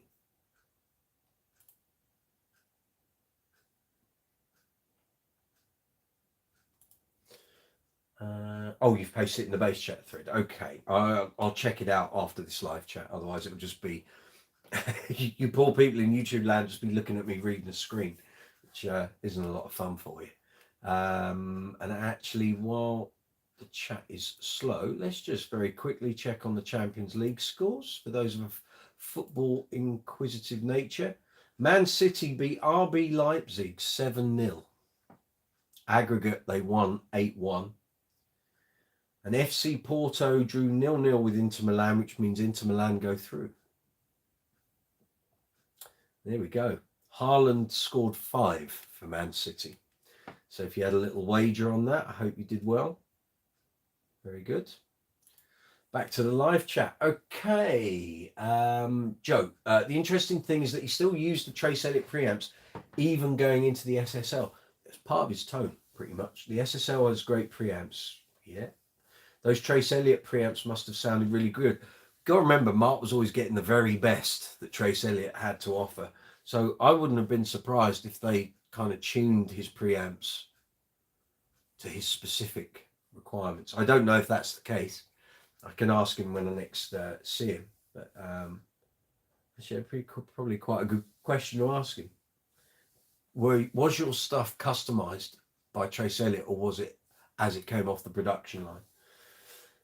But I'm sure he must have had quite a bit of input actually into how a lot of those, once Level 42 were kind of up and running and doing their thing, they must have kept going back to him because he was such a prominent face of their gear. And whether you like it or not, whether you like slap bass or not, whether you like Mark Level 42 or not, he was the face that every aspiring bass player wanted to be at that time. The rockers won't admit that, but you couldn't not watch Mark King in 1983, 84, 85, 86, 87 and not be kind of, that's impressive. Because no one else was doing it like he was doing it, and doing the singing and the performing, and he did it live, you know. So, yeah. We're heading down a Mark King rabbit hole here again, aren't we, Joe? We do this every week, but it's fine because we can talk about this for ages. So, guys, if you want some Mark King chat, here's the place. Here's the place. Get those questions out, Joe. What do you need to ask about Mark King and Level 42? And any news on your JD? Have you got a JD bass coming on order? Do I like Vale Johnson? Yes, I do. I've known about Vale Johnson since 1991. And I bought the Blame Lewis, here we go. Yes, we rattled your cage. I bought the Kenny G live video purely for the fact that Vale Johnson was on it. So that would have been January 92. Still got it. Where he does all the Midnight Motion solo and all of that. And yeah, I'm very impressed with Vale. We should have done an interview with him at the magazine a couple of times when he was over here with Kenny G. And I said, well, can we do this? And sadly, the editor wouldn't give it the thumbs up. So it didn't happen. Not necessarily sure I agree with all his political viewpoints, but that's up to him. But as a bass player, fabulous. Yeah, great technique, great facility on the instrument, gets everything out of a Kubicki. But yeah, great advertisement for the instrument as well. Joe Goose, he made a solo comeback over COVID. Yes, he did. He was doing all sorts of stuff. Yeah, he gets very, I don't know if I can say arsey, but I'll say it. And shirty on his social media with people. And I sometimes think if you're going to do that, just take it out onto a private message or a private chat. You don't need to do it in full view of the world. Yeah, I think he's very right wing, and that's fine. You know, people's politics are people's politics. Doesn't mean I have to agree with it, just as they don't have to agree with mine. But you know, I like people for being the musicians that they are. I don't need them to go on political venting. You know, oh, this is what I believe, and and anyone that doesn't believe this is right. It's like, I don't care. Just do what you do as a musician. That's all I want. I don't need to know, you know, your thoughts on migrants and everything else. I don't care. That's not what I bought into. I bought into the playing and what you are as a musician. I posted a link to the Warwick on the bass chat thread. Good man. Excellent. Maybe we should use that thread, that topic, for anything that we can't post up here in the live chats. We'll put in the bass chat topic and go from there. That seems to work, I guess. That's good. I'll check it out after the chat or do it in the morning. But that's all cool. That's all cool. So tell me, Joe, favorite Level 42 tracks, favorite albums, favorite bass sound. Let's get it all out there. What is it about Mark King's play works for you? When did you first become aware of him? I don't know how old you are, Joe, so you could be a young whippersnapper, or you might be my age. I don't know. So for me, let's think. So I was aware of Level 42 probably from about the time of Love Games, because I was watching telly all the time. And you're 48. Youngster, I'm 50, heading towards 51 rapidly. So I've got years on you. So I was aware of Level 42 from Love Games, which is when I was getting into music. So I was aware of Queen and all disco stuff, Chic, Duran Duran just come out. I was a big Adam and the Ants fan when I was a kid. Very, the whole Image thing was like a big wake up call. Then I kind of lost track of what Level 42 did. Then Chinese Way came out, so that would have been late 82, early 83. And I was like, oh, okay. Then Sun Goes Down came out, and that's like, okay, liking this. Then Mark and the band were kind of, you'd see them on more stuff like The Tube. Hot Water came out. The real big thing, that's for most people, would have been Something About You. So when that came out, World Machine was going up the charts. Leave Me Now came out, big, great. It's like those two songs, great, really. But World Machine was like a big selling album here in the UK. And lots of people who were musicians were like, this band are great. And people had seen them live, knew they were great. And then it all kind of took off. But I wasn't a bass player at that point. I didn't become a bass player until October 87. So Mark's influence was already kind of ingrained in me before I became a bass player. But it was more of the band and the songwriting and the tunes rather than the technical capabilities. But I became very aware of that very quickly. Yeah, so that would be my thing. And then when I saw them on the Staring at the Sun tour, Lembics were in full force at Wembley, and the tones he was getting out of that, I remember just standing there in Wembley going, I want to sound like that. That's my thing. And then when Fate Accompli came out, you could rewind and watch all those performances and hear all those sounds over and over again. They were earworms for me. You know, that solo, the soundcheck solo, I even now watch it and just go, great. That's what I want a bass to sound like. And that was it for me. I was already sort of entrenched in that. And then I was a big fan up until the time they stopped. And then we all thought Mark had packed it in. And then One Man came out. And it was cool. And then I saw a lot of I saw the One Man tour in 99. Saw the Mark King group shows in 2000. And yeah, that was that. So here we go. So have you ever played a Zon? Yes, I have. Nearly bought one in 1997, which is a Blue Legacy bass, and it eventually went to Faith No More for use on TV shows when they were over here. 97, 98. So it was a Blue Legacy, just like the one Dick Nolan used to use in It Bites. Should have bought it. It was outstanding. I didn't buy it. It went off to Faith No More. When it came back to the bass centre after a couple of weeks, months, it was battered, dinged to hell. And yeah, it wasn't after. I was like, no, I'm not interested in that now. Should have bought it when I had the opportunity. Was listening to Michael Manring today. Phenomenal. Yes, he is. He's exceptional. Yeah, you got it. Joe, I didn't get into bass until I was 19. So you are kind of 3 years, let's say 2 years younger than me. So that make you 74, 75. So 19 would have been a couple of years. So you'd have been 20 in like the mid 90s. Okay. So that would have been 92, 93, I'm guessing, Joe. So even though I liked Level 42 and knew their hits, it wasn't until I got a bass that I really became a Mark King fan. Okay. Yeah, the lick at the start, The Sun Goes Down. Wow. Yeah. Joe, I've never tried a Zon, always wanted to. There used to be loads of them in London. Bass Centre had loads.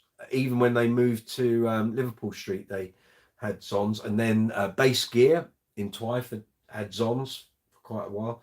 Just don't see them very much anymore. Was the Faith No More Zon bass green? No, blue. It's a blue Legacy. I can't. Hold on. I might have just the thing. Bear with me a moment, guys and girls. I have got. Where is it? Here we go. Here we go. I got it. Here we go. I got all sorts of things. 1989. This was the very first edition of What Bass. Came out as part of Making Music. There's some adverts in here. How's that grab you? So this has either got, let me just scroll through, an original advert from Washburn with the old Washburn statuses going on. Trace Elliott advert on the back. I think this has got a bass center advert for Elite Strings with Dick Nolan in the picture, and he has got exactly the bass. Anyone that's into that sort of thing, you fancy one of those little numbers, good luck with carrying that in a gig bag. So let me just find it.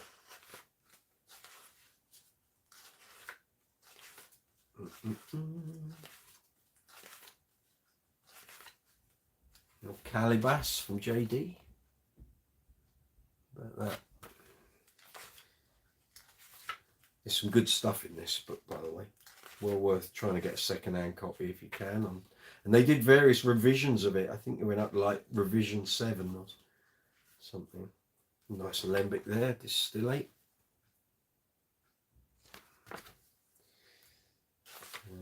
Oh, nice statuses there. Get that, get you drooling. Nice top on that, actually. Right, let's find this. I'm sure. Here we go. I knew it was there. Back cover. Dick Nolan, top picture. Kind of like a Lake Placid blue. That's the Legacy. It was one of them. I should have bought it. Should have bought it. But I didn't. But there we go. Patrick, a very good friend of mine, has a Zon bass and he doesn't even play bass. Just like there's a lot of level 42 fans with King basses and they can't play bass either. But there we go. Joke. Yes, Forever Now was released just as I got into them. Okay, so you came at the tail end, unfortunately. And a Pedala fretless was always my dream. Yes, been down that one as well. I still haven't bought one. I've had the opportunity on numerous occasions. There's always been something else that I needed more. And then when you get round to having a bit of money to go and buy one, you can't get them. Or you've got to buy one brand new and they're 4 or 5 grand. Not that you can buy them new anymore, but there are distributors that have got brand new models that just haven't sold, but they're very expensive. Pedala fretless, yes, exactly. Exactly. One of those tones. Can't get it off it. Can't get a Pedala fretless tone out of a wow, just as you can't get a wow fretless tone out of a Pedala. Mike, did you ever review Mike Egan? Do you mean Mark Egan, bass player? Jazz fretless bass player, Mark Egan. No, you mean interview? No, never interviewed him. I'm a big fan of his work on the Arcadia album, which was the spin-off project from Duran Duran. He's the bass player on that whole album. It's outstanding. If you don't have it, check it out on Spotify.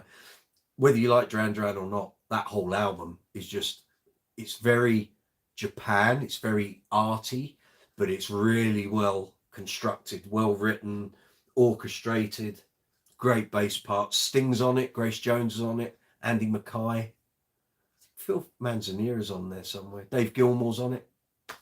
Great album, really great album. They never toured it. They said they wouldn't do a tour unless they could do it the way they wanted to. By the time the album had been out, it didn't do amazingly well. Duran Duran were off writing the next album. And so the tour never happened. They never did a second album. Was what it was. Mark Egan, his solo albums are great. I've not checked them out. I will do. I'm going through a big weather report phase at the moment. I've always been a fan of weather reports going back to like 1990. But I only ever had a couple of albums. And Black Market for me is an album that I used to put on whenever I was writing content for the magazine. Getting such a train of thought. There's no vocals on it. just listen to Black Market over and over again, and it made me write really well.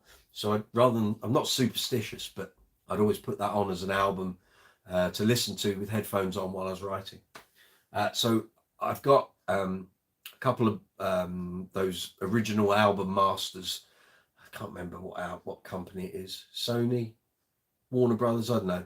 Got a whole bunch of them for different artists, and they've got like 4 or 5 albums in each. So between those, live album 830, the Peter Erskine live tapes, there's 3 studio Weather Report albums I've still got to get, which are Sporting Life, Domino Theory, Procession, and I'll have the bunch. But I'm rediscovering it all at the moment while I'm doing lots of writing and editing. Love it. Absolutely love it. Okay, love Andy Taylor. Yes, quite. Also a Kabiki owner. Mark Egan or Andy Taylor? Sorry, that was John Taylor. Do you mean John Taylor, Joe? Andy Taylor was guitar player. John Taylor's the bass player. Patrick Sweeney, Foundation and Empire, for me is a favourite Level 42 song. Absolutely loved it. Loved it. A sort of prog funk epic. Yeah, very much so. They could do all that back in those days. It was great. Yeah, I think the bass intro on Foundation and Empire is pure genius. You could play all that stuff. No one would say you couldn't. And if you did it well and you got the chops to do it properly. John Taylor, sorry, I think he owned a white Kabiki. He did. Exactly my inspiration for buying my Kabikis. Got me off on that Kabiki tangent. He the black one sold at auction about 4 or 5 years ago. The white one was given back to Kabiki, and it went into a hard rock cafe, I think. I could be wrong. And then there was one finished in the Big Thing artwork, and that got sold, I think, on eBay as well, or auction. And that was it. So John Taylor doesn't have any of his Kabikis at all. The black and white one, the pickups were different, and the EQ was slightly different, tuned differently. And for some reason, the pickups that were used in the production models never sounded like the ones in his bass. So if you've bought all the Kabikis and bought all the gear and the strings and the preamps and stuff to try and sound like John Taylor, you never will, because your basses won't have those pickups that were in the first 2, the black and the white one that he had. Lord knows I tried to get that tone and just couldn't do it. Just couldn't get it. Get an approximation, couldn't get it right at all.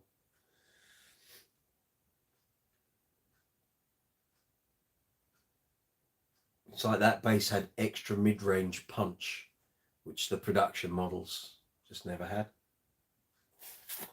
Sadly.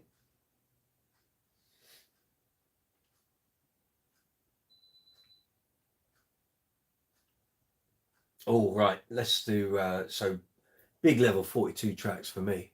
Return of the Handsome Rugged Man, which every time I see Mark, I say, "You're going to play that on this tour?" He went, "No." I think there's 2 bass lines going on in that song, and he just can't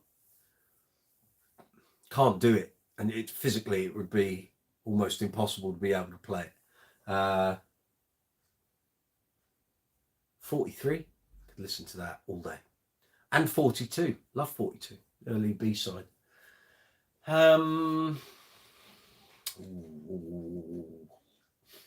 Pursuit of Accidents, obviously. Can't Blame Lewis. Great. I've always loved Weave Your Spell. I don't know why they don't make that Mike's song on the gigs. They just don't bring it out. Just never bring that song out. It'd be better than, It's Not the Same for Us or Star Child. Just ring.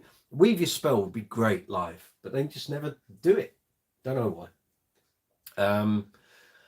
Third album, Standing in the Light. What's favourite track on there? I love the bass solo in People. Always love that. Love to see him do just that solo. Don't really care about the rest of the song, but I'd like to watch him play that solo. True Colours. Love True Believers. Always love that. World Machine, favourite track off World Machine. A big soft spot for Something About You. I Sleep on My Heart. It's my favourite bass line on there. Running in the Family.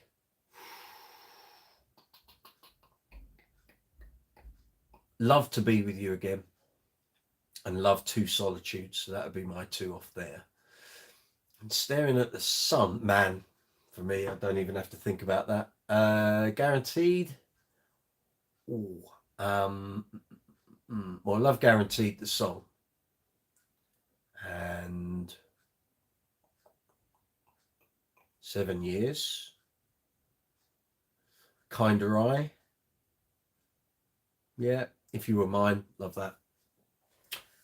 Forever Now, favourite track on Forever Now. Well, I love the single. Tired of Waiting, I love. I've never seen them do that live. That'd be great. They didn't even do it live when they were doing the Forever Now tour. So, let's see. Joe, who's your favourite heavy rock player? Billy Sheehan. Rick Savage, love his really tight sounding plectrum clang. One of my friends, Gary Banton, sometimes frequents this area. He's not here this evening. He's got the models that Rick Savage had, Hamer models. So like around Hysteria here, I can't remember what that model is called. Actually, I can tell you because in my little notebook here, I went round and did loads of pictures of Gary's bass collection for Bass Guitar Magazine columns. And I think it's in here. It should have the model. I'm on the wrong bit. Just bear with me. Here we go. Here we go. It's in the book. Is it a Hamer Impact?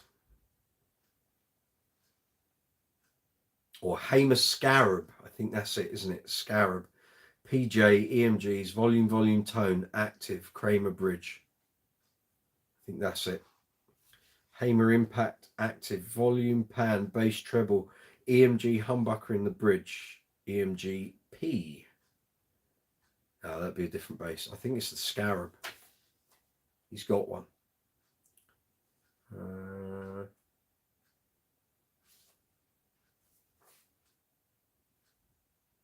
Yeah. He's got one. In white, I think, as I recall. And it does sound really good. Stacey, Heathrow is your jam. I love Heathrow. I love playing Heathrow. When I used to be in a Level 42 tribute band, which lasted 2 years. Yeah, we did Heathrow. At the one gig we did. It was great. Loved it.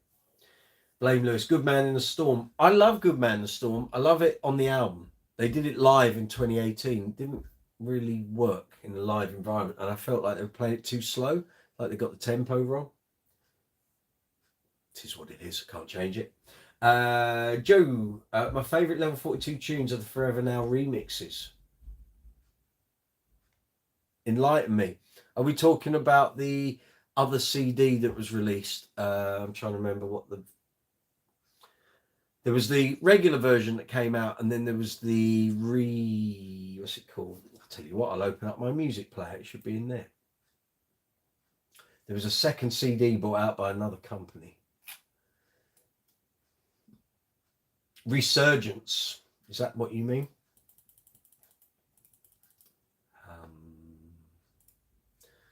42, Forever Now, where are you? No, that's not it. I think I put all of it into one folder. Yeah, I presume you mean the Resurgence. Or do you Level 42 remixes were from the EPs?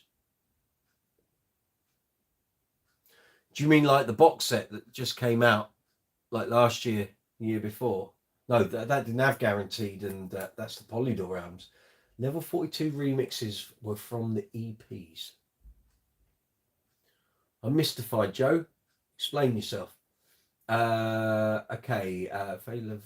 Right, Gresham Blues, Alan Murphy solo. Alan Murphy. Blew my socks off. Joe, I love Hysteria. The bass playing and tone is great. Most of the bass playing on Hysteria is keyboards. It is. I did a classic albums column on it. Most of it's keyboards. He may have come up with the line and then it's played on keys, but there's very little bass guitar actually on Hysteria. It's all keyboard bass. Rick Savage also played Washburns later on. Yes, he did. I think they must have been custom made. Yes, they were, as generally Washburns are not that expensive. No, but back then, so early 90s, Washburns were really good. If you go to my collection video, bass collection video, you know the one, the big long video, I've got a couple of Washburn acoustics in there. I've got the AB40, AB34. Brain's going. This is what happens on live chats. Just bear me a moment. I will get that correct. I hate giving out wrong information, so let me just find that. And that is a Washburn AB40, my semi-acoustic electro-acoustic bass. AB40 was 900 quid when they came out. They were highly regarded. It's just Washburn sort of trimmed their high quality stuff and just started doing the mid-range and cheap end, and that's when it all changed. But in the early 90s they were still doing the good stuff. Children Say is my favorite song. I like the slapped version. I'm not always that keen on the fingerstyle one, probably because I've heard it so much over the years. I kind of fell out of love with it, and also love the video for that, which is shot in Paris. So I lived there myself for a few years. Very good. Level 42 remixes from the EPs. Yeah, I'm a bit confused. When they released a single, you mean the extra dance remixes on the CD singles? Is that what you mean? I think, do you know what? I was so disgusted with those remixes. I think I took my CD singles back to HMV when I had them, and then I think I might have rebought them. They should be in there with my CD singles, but I can't put my hands on them, I don't think. Got the guaranteed one there. I can see that. There's a few others in there.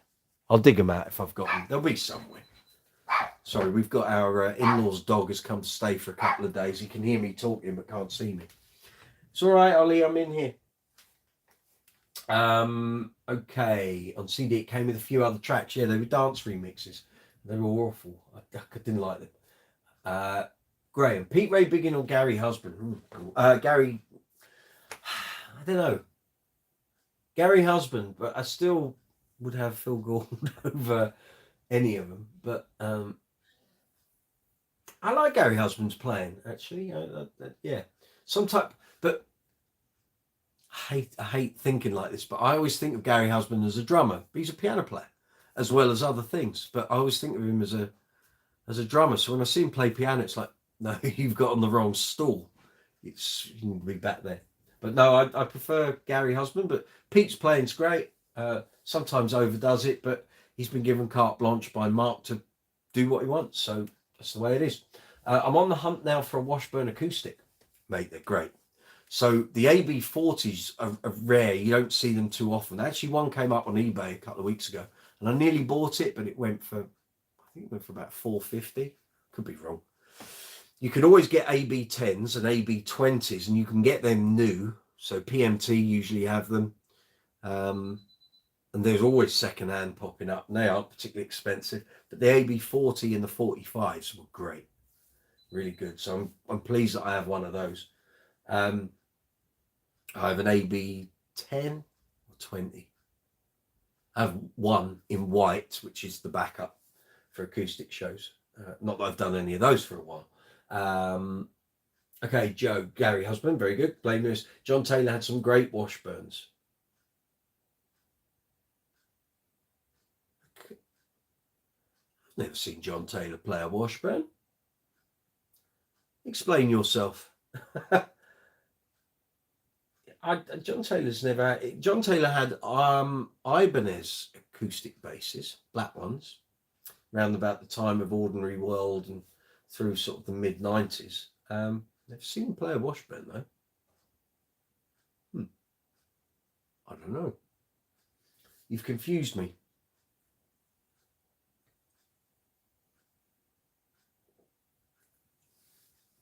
Patrick Sweeney. I was in a James Brown tribute band. I bet that was good fun. The drummer and I did drum instructional DVDs. We did one with Gary Husband. Cool. That's not Gary Husband's instructional video that he did. One's got mark on it, or is it? I don't know. There was a clip and it was on YouTube. It got taken down, and then I found it again recently. Someone else had posted up the same clip and I captured it. So if it does disappear because of copyright, I've got it. It's quite good fun, but they're just frimmicking around. It's still good fun though. Come on, Blame Lewis. What do you mean John Taylor had some great Washburns? I need pictorial evidence of this. He did have Ibanez's. He had black Ibanez's.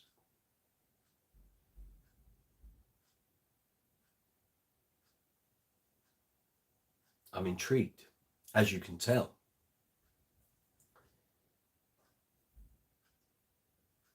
So while we wait for some replies from Blame Lewis, Brooks's Base Corner, live chat number 39 here in London in the UK.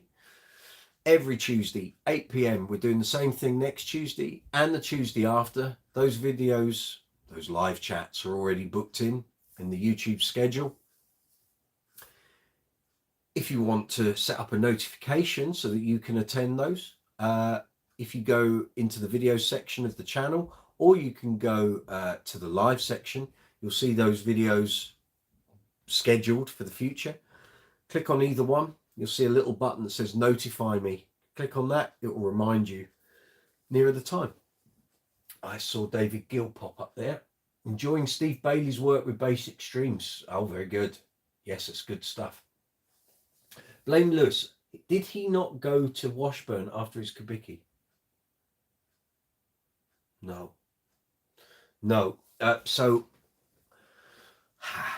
Okay, so there's Big Thing album.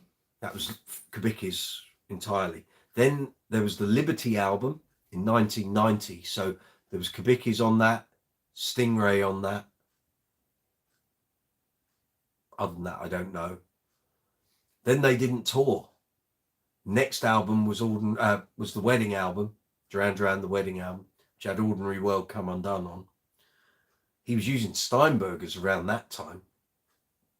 The acoustic basses, the electroacoustics, were Ibanez. They weren't Washburns. Unless someone can find me a picture of John Taylor using a Washburn. I think that's what you mean, Blame Lewis. I think you're thinking of the black Ibanez's. That's in the Ordinary World video. They were Ibanez. I thought they were Yamahas, but I got, once I did a bit more digging, they were Ibanez's. So yeah, there we go. So we've been going 3 hours and 12 minutes. You do realise we're approaching the 4 hours and 3 minutes of last week.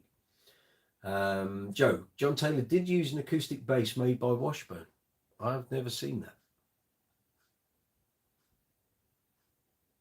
I've never seen that. In the around 93, early 93, when Ordinary World came out and that album came out, he was using black Ibanez acoustic basses.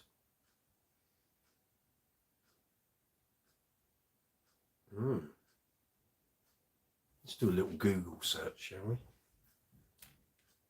This is the joy of live chat. You see, we can bring these things up and we can get to the bottom of it.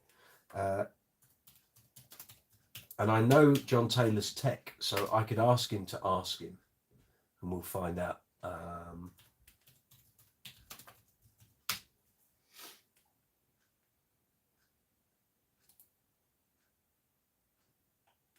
Okay, I'm looking. Here we go.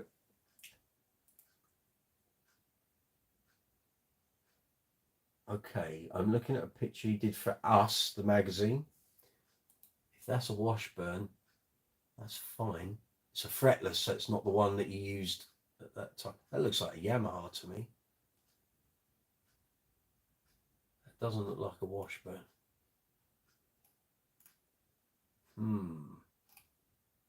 Okay, so I'm looking at a photo shoot he did for Our magazine in 2012. He's holding a black fretless acoustic, electroacoustic. That looks like a Yamaha to me. That doesn't look like a Washburn. It doesn't look like the Ibanez. So let me see. I might have to call up YouTube and have a look at the Ordinary World video. So I've got loads of pictures here of John Taylor playing a fretless precision as well, no less. There we go. Nigel Don Taylor equip board. Fretless bass, right, let's have a look at that, shall we? Okay, it says he's using or did use a Yamaha APX-B12F, which is a fretless. I thought it was an Ibanez for some reason, but okay, looks like it might have been a Yamaha. Let's have a look, see if there's anything else in there. I don't know who compiles these equip board things. They're always a bit... here we go. Okay, so based on equipboard.com, he may also have used, and this is what reminded me, an Ibanez AEB 10E-NT acoustic bass. Sounds about right. An Esh, I've never seen him use an Esh. Okay, so let's have a little look here, shall we? Oh, that's the wrong thing. Click on that. Oh, that's nice. It's one of my my quote cards from the early days of Brooks's Bass Corner is included in the images here. Very good.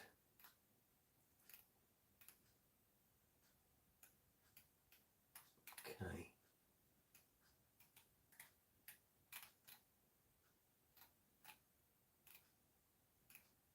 Oh, there's a picture of him playing it's a Yamaha with his head in a thing. So that would have been 1993. So Yamaha. So it could well have been Yamahas then. But like I say, there was an Ibanez as well. Oh, another bit. Here we go. That's a GIF. Ah. And there's a name on the headstock. Right, let's get on to that. With his tongue in his cheek, which he does often. I think that's the Ibanez. So it looks like he probably had a Yamaha and an Ibanez, but certainly not a Washburn. But for that photo shoot, maybe he did have a Washburn, but that wasn't what I was referring to. But God, he's playing a precision on stage. Goodness me.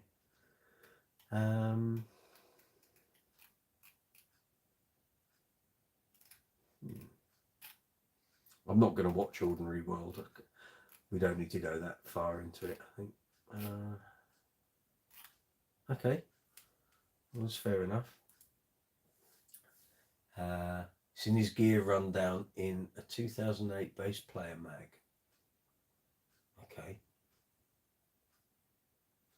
Okay, when you see these things in Bass Player mag, sometimes that's the writer or the editor putting it in without actually knowing what it was. He might have asked him, or he might have just assumed it was a Washburn acoustic bass, when in actual fact, as we've seen, there were Yamahas and Ibanezes. I'll step down from this. I won't worry about it. I'll just Google this. I didn't know he played a Washburn acoustic bass myself. No, exactly. JT Stacey. JT used an Aria SB900 on Rio, I believe. Now, you see, we've had this conflict. I've had this with many John Taylor fans. So we did the interview with him in 2012, and he said one thing, and then in his book, he says another. So the first album, I think, is 700s. Rio is an SB1200 and a 900. And then Seven and the Ragged Tiger is all S1000, apparently. And I asked his tech, please, could you clarify this for me? He's never come back to me with the results. So, oh, cool. Mike, if you had to leave your house in a hurry and all your belongings, but you were allowed to grab just 2 basses, which ones would you grab? Don't do that to me. I'd probably have to say the Empathy and the GB Rumour, the Kingfisher Blue. but it would be followed very hastily by the two alembics, of course, and the kabikis. And can I throw some of the other statuses in as well if I've got a big enough bag? I don't know. I couldn't do that. I think the first thing I'll be doing is getting the missus and any of our pets out the door first. That would take priority. And actually, we've created, or the way the house is, we could get out of our middle room upstairs onto the flat roof and then get down onto the patio. So we have an escape route if needed. Yeah, here we go. So how are you all shaping up? Are you flagging a little yet? Because the number I can see there's 13 people on this live chat at the moment, which is great. And I'll do a quick super chat, super thanks, shout out while we're here. So this is a live chat. If you're not au fait with live chats, this is a video window. Underneath this video window on the mobile app is a live chat window. You can type questions and comments in there. As soon as I see them appear in the chat window, I'll reply to them. If you're on the desktop version, live chat window is that way. Put your message in, your comment, press send. I'll respond to it as it comes up. The bottom of the live chat window, you'll see an emoji icon. Feel free to include those in the chat as you wish. Very much appreciated. YouTube algorithm loves them. So include emojis as you wish. Next to it, you'll see a dollar symbol. That's called Super Chat. Allows you to make a financial donation to the channel. Keeps it going. Allows me to get all the stuff that does all the videos and the editing and setting up and lights and stands and cables and everything else. Microphones, pedals, maintenance gear. When I'm doing the workshop videos, all the cleaners, all the sprays, that comes from the money you guys put forward to the channel. So all of that is very much appreciated. Underneath the video window, you'll see a bunch of icons. There's a thumbs up, which means you like the video. We love that. That's great. More of those, please. There's a thumbs down. So if you don't enjoy the video, that's what you click. But I try my very best to make you do a thumbs up, not a thumbs down. There's a share button, so you can share the video on social media. There's a save button. There's also a love heart with a dollar symbol. It's called Super Thanks. Works exactly the same way as Super Chat. You'll find those Super Thanks icons underneath every video here on the channel, because every video on this channel is monetized, because we're a monetized channel. So if you wish to say thank you for any of the video content here on the channel, you just enjoy the stuff I do here on Brooks's Base Corner, you can financially contribute to the channel by clicking that Super Thanks button, and away you go. There is now a range of merchandise, which you'll see on the merch shelf underneath this video. Alternatively, you can go to the shop links directly in the description box. There's a UK and Europe store and an American and worldwide store. Any purchases you make in there, a percentage of that purchase price will come back to the channel. Thank you very much appreciated. There's also affiliate links in the description box, which will take you through to Thomann and Amazon, both Amazon here in the UK, across Europe and in the US and anywhere else in the world. With those, if you do any, if you make any purchases, select the item, goes into your basket. If you then go through the transaction and the items get shipped out to you, that completes the transaction and an affiliate payment comes back to the channel. Great. All of those things help to keep this channel moving and flowing and going for as long as possible. Okay, back to the live chat. Russell Zauner. I've seen your yes. I think you liked some of the posts on the Facebook platform. Well, I'm late, but got to throw a drive-by like for the algorithm. Thank you very much, sir. Very much appreciated. You're welcome here anytime, of course. Stacy, lots of thumbs ups. We really like those. That's great. Thank you. Thank you very much. Joe, Mike, when you're playing in the Queen Tribute Band, absolutely. How close do you try and get to playing like John Deacon? As close as I possibly can. Did you study his style? Yes. Replicate his right hand technique.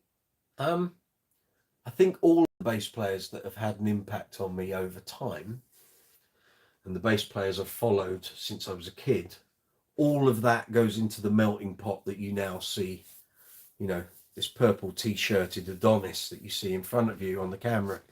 But there are elements of all of their playing in the way I play. And when I'm gigging and suddenly I start to do a bit of a John Taylor right hand, the way he played right-handed, or a Mark thing or a Billy Sheehan thing or a Marcus Miller groove, I know as soon as I start doing that, it's that coming out.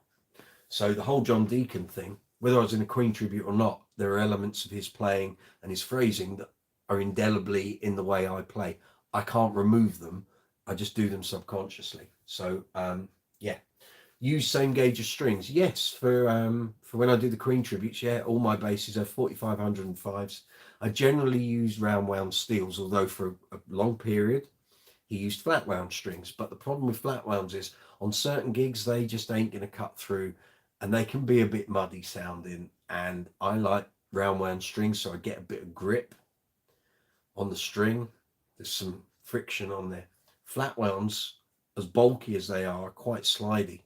And unless I need to have that tone, I'll always prefer a set of round wound steels over a set of flat wounds. I know there are some tribute bass players, Queen tribute bass players, and they'll have a bass, one with flats and one with rounds. Some guys religiously have, or I know there's one guy who's band leader, singer in that band, insists that he uses flat wounds. Good luck to any Freddies telling me what strings I'm putting on my bass. That won't be a very polite conversation. But yeah, so pretty much a lot of the John Deacon elements I try to include. And I actually did a couple of gigs where we played with a guitarist who didn't know me before the gig. And he went, God, you played all the parts just like John Deacon. I thought it wasn't that accurate, but there's a lot of phrasing, a lot of things like hitting octave notes with the lower octave and little passing notes that John Deacon did. I try and put as many of them in. Sometimes you're just in the fog of the gig and I just play. How it comes out is how it comes out. But invariably, if I've done enough practice beforehand and prep, I'll be going on autopilot anyway. I don't want to be thinking about the gig. I want to play it and enjoy it. So if I've done the practice, those elements will already be in there, whether I like it or not. Yes, Can Voodoo, we're still going. 3 hours and 26 minutes into it. I know, we're doing well. This is going to be a replay of last week, clearly. Getting towards the 4-hour mark. YouTube loves all this because when people watch this tomorrow or after we finish, they can pump loads of adverts through it. So they love long live chat videos. And we'll carry on making them, won't we, guys? That's because we have a right old time here on Tuesday nights. It's just once we start getting now towards the witching hour, it's like everyone's sort of energy starts to go a bit. So I'll try and keep you going. I don't have a stick to prod you, unfortunately.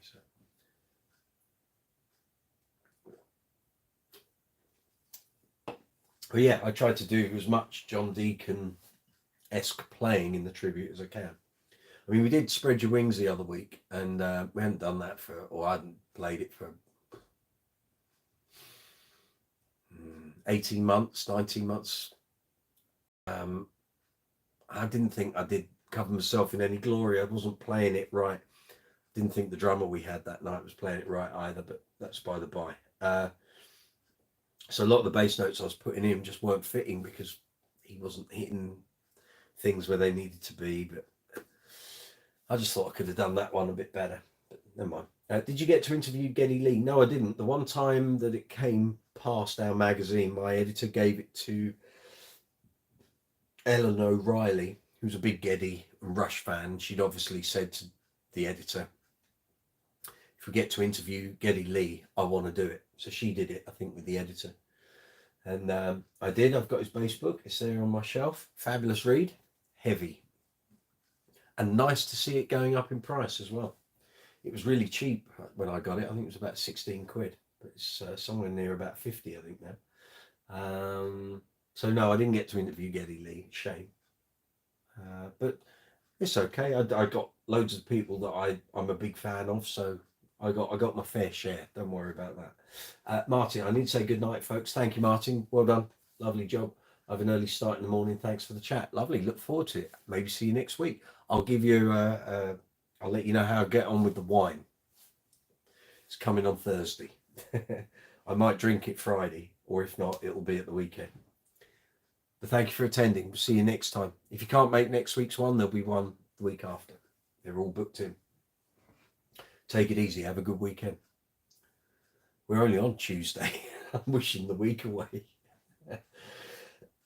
So I've just lowered my volume a little because the other half, I think, has gone to bed because it's 11:30 here. And I have, because my voice is of a certain timbre, I don't know. It kind of resonates, and it's I get told off for talking too loudly. But there we go. As long as you guys can still hear me, that's all that's important. What do I need to tell you? I think we're kind of up to date on most things, aren't we? So, Joe, we've moved into Queen territory. This could open up a whole can of worms here. So let's have your Queen questions.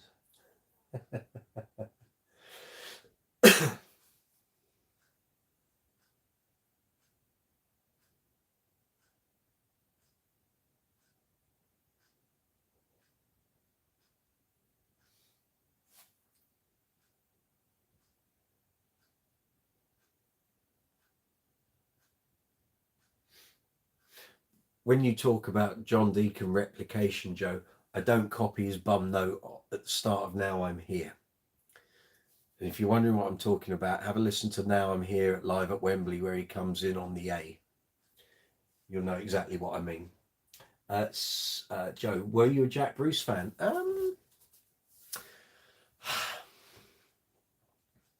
Can't say I ever sat there and sort of fanboyed over him. I liked what Cream did. I kind of got into Jack Bruce through other people like him. So he's a big influence on Mark, obviously. Big influence on people like Billy Sheehan and what have you. So I kind of got his influence sort of secondhand through them, really. But I mean, my eyes were open to him. Where is it? Oh, I'm pulling everything out of my shelves this week. There is a. Is it there? I think it's that.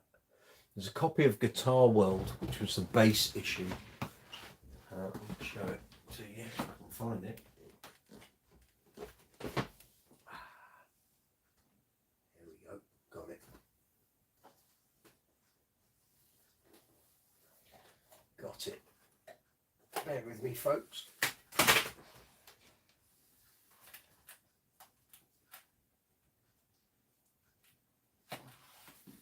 So this has done some miles. So that issue, which people will have seen all over the place over the years. So it was a special bass issue called State of the Bass. It was an interview between Billy Sheehan and Jack Bruce. However, there were interviews with loads of bass players in here. And old Rote Sound advert, Billy Sheehan. And I used to carry this magazine with me to all of my interviews and to the bass guitar shows. And if any of the bass players that are in this mag I met, I got them to sign it. So let's go through. So there's like a Motown section. So obviously I wasn't going to get the signature of James Jameson. So obviously I met Jack Bruce. I interviewed him. That interview I'm going to post up this year, probably on the anniversary of the interview. So that'll be sort of October, November time. So on that, you'll see I've got Jack Bruce's signature and Billy Sheehan's signature. Billy and I have had a chat about this issue on a number of occasions. So that's sort of their bit, and then there's a big bit on Billy Sheehan. We're talking wall of bass here, Michael Anthony. And then there's the fusion section, Jacko, obviously. Mark Egan, Jonas Hellborg.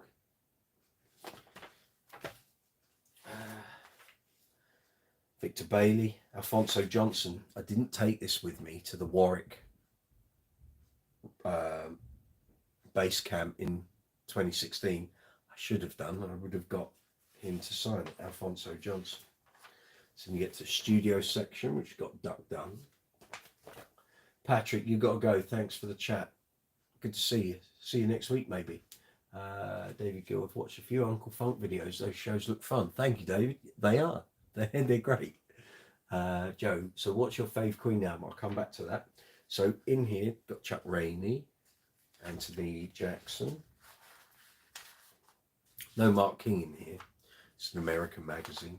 So Larry Graham, obviously. Fabulous. Although Mark King signed it with a pen that was running out, clearly. Stanley Clarke, Bootsy Collins. Marcus Miller signed it.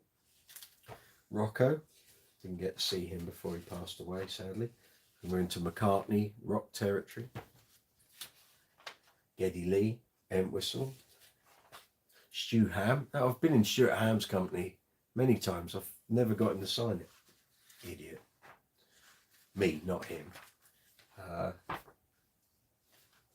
see. There should be a few others, I think. Let's have a little look here. Then it kind of goes back into the Billy Sheehan, Jack Bruce conversation. I think that might be it. Then there was a whole thing at the back here about Motown, standing in the shadows of Motown.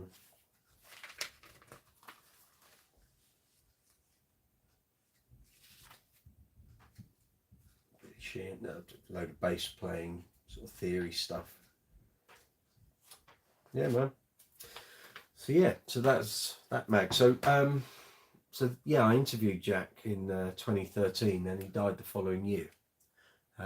So yeah, I never kind of delved back into his back catalogue and stuff. I don't know. Sometimes I don't know. I wasn't a huge fan of his singing, but I remember watching the Cream reunion at the Albert Hall in 2005. Really enjoyed that. That was good. That was good. Okay, so what's your fave Queen album? I'm a huge Hot Space fan, and I don't mind saying it. I love Queen 2, love Sheer Heart Attack, love Night at the Opera. Not a big Day at the Races fan, not a big News of the World fan. Love jazz, love Live Killers, love The Game. Not a big Flash fan.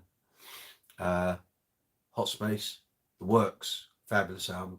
Kind of Magic, love it. There's one or two songs I'm not that bothered about. Love it. Live Magic, nah, a bit, nah. Love The Miracle at the time. There are parts of The Miracle I really love, but there's one or two tracks I just can't bear. Innuendo I absolutely adore. Could do without Delilah on there.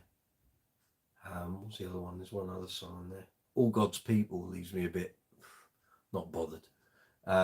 Made in Heaven, absolutely adore it. Didn't get into Cosmos Rocks, not for me.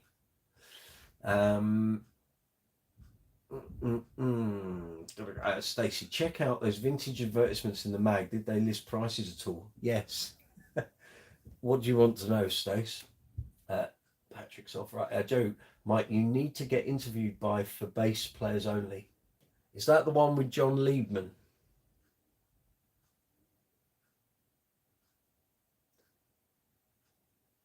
Remind me, yeah, John and I don't see eye to eye, sadly. I'm trying to think. He was at Warwick Base Camp in 2016. Doing interviews and stuff, that's all well and good. But when you put yourself out to be an amazing bass player and you're not, it's best not to say you're an amazing bass player. And he got up and played, and I put it out there, I didn't think it was very good. I thought it was a lot of bluff. And when I set my channel up, he has a group on Facebook. People can post things, and I posted up links to my videos. It's how you build traction when you first start a YouTube channel. If your channel doesn't just fly out the gates, you've got to build up people watching the videos.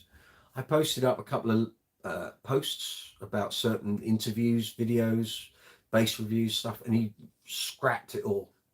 ripped it all down, sent admin messages. Don't come on my site. Could have politely just sent me a message say, please don't send that stuff. He and I had been at the base camp and had a drink and dinner. He was at most of the London base shows, and he would have known I was a writer for the Base magazine. He just was so rude. So yeah, I won't be doing an interview with John, I'm afraid. No. You can come and interview me if you want, Joe. I won't be going on John Liebman's channel, that's for sure. Not for me. I don't mind people saying they're great, but when you then get up and demonstrate that you're not, don't say it in the first place. Be humble. Don't be a dick. Actually, Stacey, that's the next t-shirt. Be humble. Don't be a dick. That's the next t-shirt design. I think. I don't know if that'll get past the copyright people, but we'll see.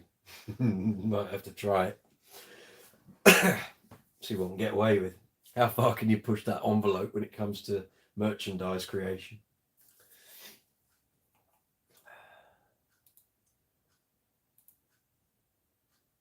So come on, Joe. Queen albums, Queen tracks. What do you like? I know I said I wasn't a Day at the Races fan, but I do love Millionaire Waltz and You Take My Breath Away.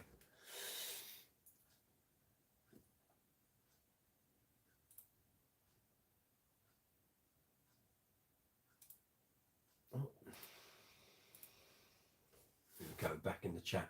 Stacey's on it. Got my iPad out now. I'm semi-joking, Stacey. I don't think we'll get that one past the moderators. We might, but don't know if YouTube would allow it on this shelf, on the merch shelf. But you never know. You got to try these things. Got to push the envelope a bit. We can but try.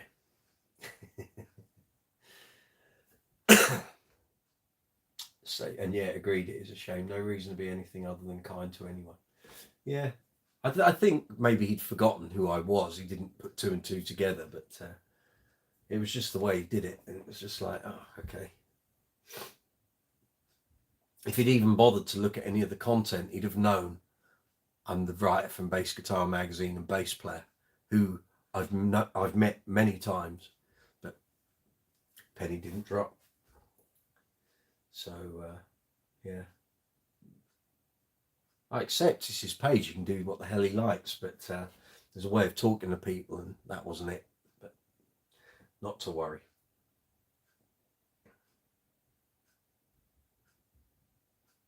And also, I'm not a big enough name. He wouldn't have a clue. I probably wouldn't even appear on his radar at the outer bounds of that radar. I'm not a name. So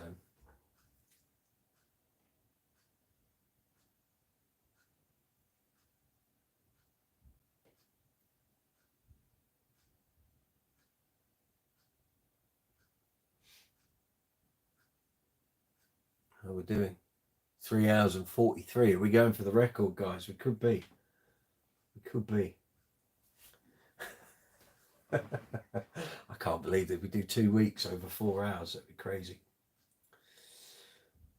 It's great though, because I have to say last week's video racked up loads of views afterwards. The following days. And even now it's continuing to get views. I think I had a couple of views today. And the most viewed video, I think, is, or the most viewed live chat is chat number 9, which I think was around the time we came out of lockdown. I was talking about pedals on my pedal board. Because we'd done a couple of Uncle Funk gigs, and here I was using this board.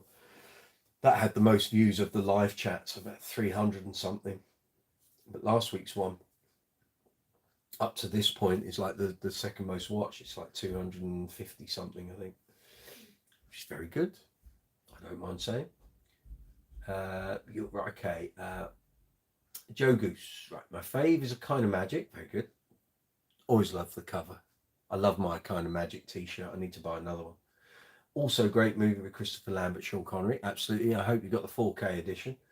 Can Voodoo just looked at John Liebman vids. Okay, there's a lot of them. I think he's been doing that channel for years, probably since YouTube started, which is fair play. Probably earned a lot of money doing it. Most of the people he interviews, I haven't heard of. Oh, right, okay, we're talking about John Liebman. Most of the people he interviews, I haven't heard of, and when I researched them, they're not that great. Kind of, I always took the approach with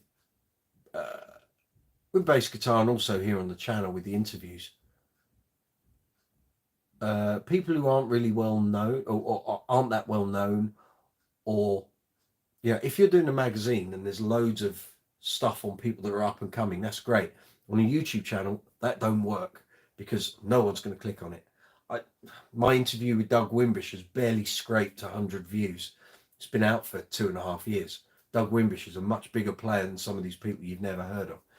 So for the channel, I've always thought, if you're going to do interviews or put up interview audio or video, it needs to be big hitters because people aren't going to click on it otherwise.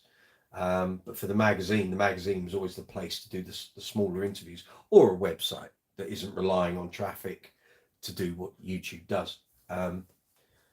But I mean, I don't know what John's premise for doing interviews and his pages and stuff are. And to be honest, I'm not really that bothered. I've got enough to worry about getting my own channel to snowball.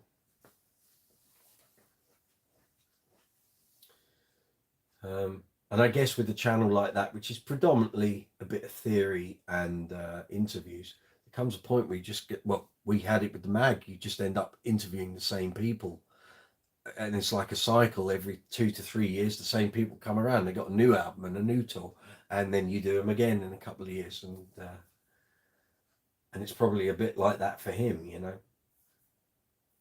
You end up doing the 14th interview with Billy Sheehan or 9th interview with Marcus Miller. You start repeating certain questions. It's like there's only so much we can talk about, or that they're willing to talk about, and that's always a hard thing, to come up with new stuff. Like interviewing Billy Sheehan, I've got a good understanding of his career, so I could always come up with different questions from different angles. But there does come a point where you start to think, actually, he doesn't want to be asked questions anymore about To Be With You. Can Voodoo, your channel is much better than that. Not impressed. Thank you. I try my best.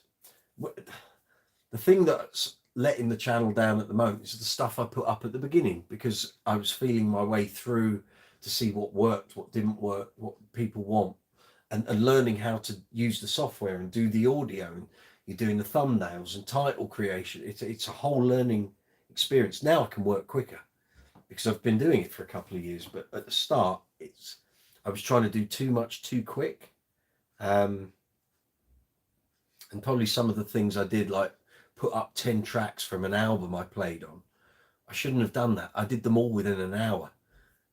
The basic premise on any long form content on YouTube is give it a day or two to do its thing, then put another one up. I put 10 up in an hour because I just thought, I need content on my channel. I'm starting, I need stuff that's going to get people to watch the videos. So there are a few things. Am I on Twitter? Yes, I am. Brooks's Bass Co 1, I think, is the handle for that. Hang on, I'll just check. I think that's right. I can't send you a link, can I? Yeah, Brooks's Bass Co, then the number 1. Or you should just be able to search Brooks's Bass Corner. You'll see all the logos and stuff there. It's all on there. I don't think I can, or can I? Let's have a little look, shall we? Can I post a link? Let's see if that, there you go. Can you see that? Guess you can, because it's there. So it looks like I can post links, but you lot can't. That's clearly what's going on there. Oh, and while we're sort of, what's the word? Stroking my ego, if you pardon the phrase. I had a very nice message from a gentleman who watched my video review of an Aguilar Agro pedal, which was one of the first pedal reviews I did back in September 2020. So it's not the greatest video. The production could be a bit better and what have you. He enjoyed the video so much, as well as saying it was the best review of that pedal on YouTube, that he actually went out and bought the pedal. Thank you. So at least the things I was taking with me from having worked for the magazines and doing reviews has paid off in that respect. So clearly there's something about the pedal reviews that's okay. Joe, do you like Victor Bailey? Yes, I do. I wrote his obituary for the magazine when he passed away. I think he was a great bassist. He was great. Probably my fave from USA from that era. Yeah, he was really good. Have you seen his videos, his demo videos of his signature Fender models? So the electric and the semi-acoustic. And actually, see, I had all my reviews for and all my content for the mag on my Facebook page, my personal one, and then I closed it so that people couldn't just go in there and do the thing. I did one of the first reviews of the acoustic bass of his that came out in 2005. I was suddenly thinking, could I link through to it? But I might be able to. Let's have a little look, shall we?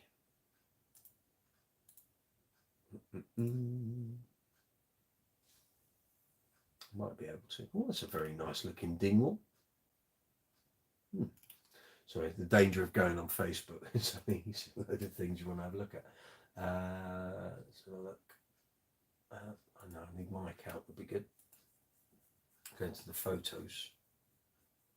I think it should be up on there. Photos. There we go. Yeah, I know that. Right, albums. Okay, bass guitar reviews. Now then, just bear with me. Should be in here somewhere. It's a lot of bass reviews. Cool. Flashbacks from my past. That's an awful lot of basses. Schecter Diamond series, goodness me. Vintage acoustic. Where's the Victor Bailey then? Maybe I'd never put it up there. Wouldn't surprise me. There were a few things that escaped getting put up. I think it's not on there. Well, anyway, I did that review. It was great bass, really good bass. Wow, didn't put it up. That's because when I initially bombarded my Facebook page with all the stuff, the content, there were so many images to go up. It was huge.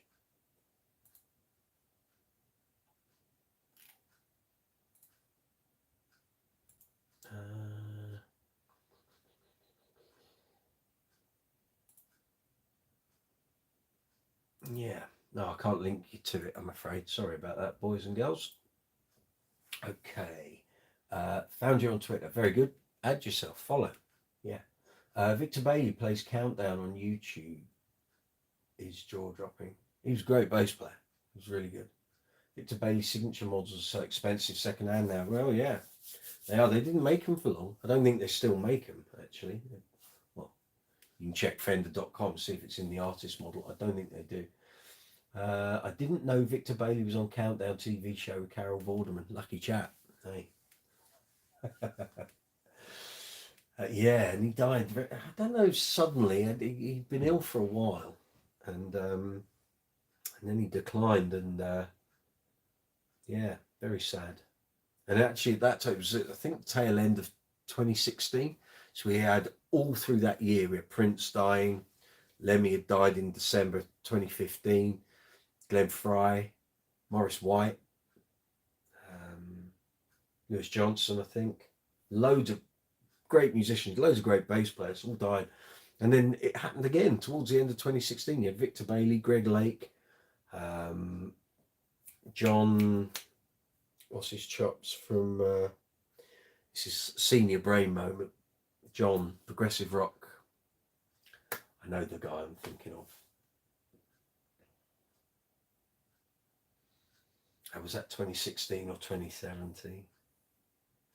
Anyway, There was just loads of them all dying. And I said to my editor at the time, it feels like I'm doing like, who's popping off column each month?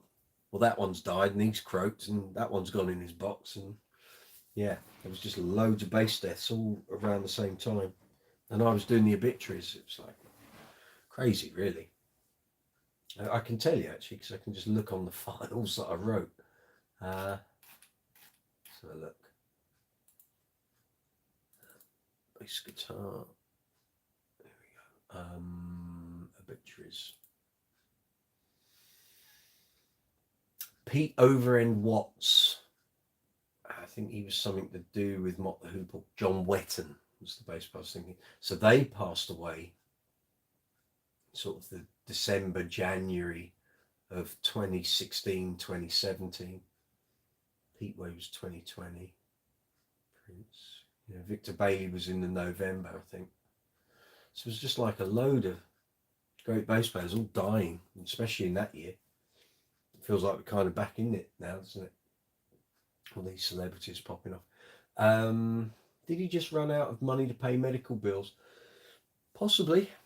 I don't think he wrote that much. He had a couple of solo albums, but I think on the big things, he was a session player for Madonna. Well, you ain't going to get writing credit on that. And I think when he joined Weather Report, pretty much Wayne Shorter and Joe Zawinul pretty much did all the writing credit by that point. Jeff Andrews died just before COVID. Yeah, a lot of the great players that were there when I was a kid and sort of not coming through the ranks, but growing as a bass player, aren't with us anymore. Who's going to fill the boots? Because I don't see any big players really coming through. All the bass players getting prominence now just get millions of views on YouTube, put them on a stage and say, right, play. I'm not completely convinced they could, but there we go. Just my own opinion. It's not fact. Joe Goose, two favourite jazz bassists at the moment: Jeff Andrews, Dario Dida. Who's he? I've never heard of. I know who Jeff Andrews is. I don't know who Dario Dida is. But Jacko is still the legend in this style, yeah. And he played a JD. He did. Although I can't really watch the footage of him doing that because it was sort of in late period, and as a person, he's all over the shop. Oh, sorry. Oh, by the way, on last week's live chat, I swore when I was talking about Mark King and his the action on his bass and how he just slaps the hell out of it, and I swore. And I went, oh, I did go out the next day into that video and I cut the swear bit out. So if you watch that video back at any point, you think, a bit of editing there, yeah, I cut the swear word out. Because YouTube's getting tough on swearing. And it's not something I do on video content. I can swear like a trooper when I'm off camera, but not something I want to do on my videos. And so if you do watch that back and you think, I'm sure he swore. Yeah, I did. And I edited, trimmed. John Wetton, exactly. Evening, Kevin. Hope you're well. Good to see you. You always come in at the last knock-ins. But you're very welcome, of course. I presume you've been busy. Asia, thank you. Exactly.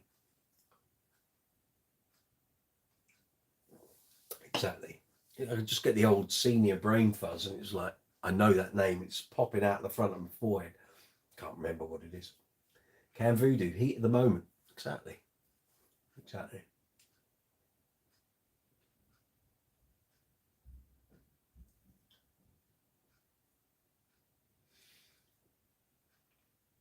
And Roxy Music. Yeah, he did a lot, John Wetton, actually. He did a lot of different stuff. Very prominent player. Used to frequent the Bass Centre quite often, by all accounts. I'm sure Barry Morehouse could tell us more about that. I should do a video interview with Barry. In fact, I might well do that. I've got to see him potentially this week. Let's see if he'll do a video interview. Be some... Oh, yes. Yes, there would. They all went through that store. Yes, they did. Yeah, I'm just trying to get Barry to focus on doing it. He's so business. Trying, if I say to him, can we do an interview? Unless we take him out for a curry or something, it probably won't happen. I probably need to let him know in advance what I'm going to ask him as well. I mean, the interview we did for Bass Guitar Magazine in 2016 was great. We took him out for a curry, and he didn't know what to order. He'd never ordered a curry before. He had to ask his wife in advance, what should I order? It's like, but what do you like, you know? But he put it away. He did a good job that night. Mike, can you name some bassists that play JDs? Yeah, George Anderson, the guy from Shack Attack. Yolanda Charles played one in her early career. Mark King, have you heard of him? I think he plays JDs. There were lots of session players, and people used to see on Top of the Pops would use them because when they were the bass of the time. Dennis Smith from Nick Kershaw, he was a JD player. He's one at Live Aid. I think quite a lot of players had them in their collections. They just didn't use them. You didn't see them using them. I think who else? Lots of Mark King wannabes.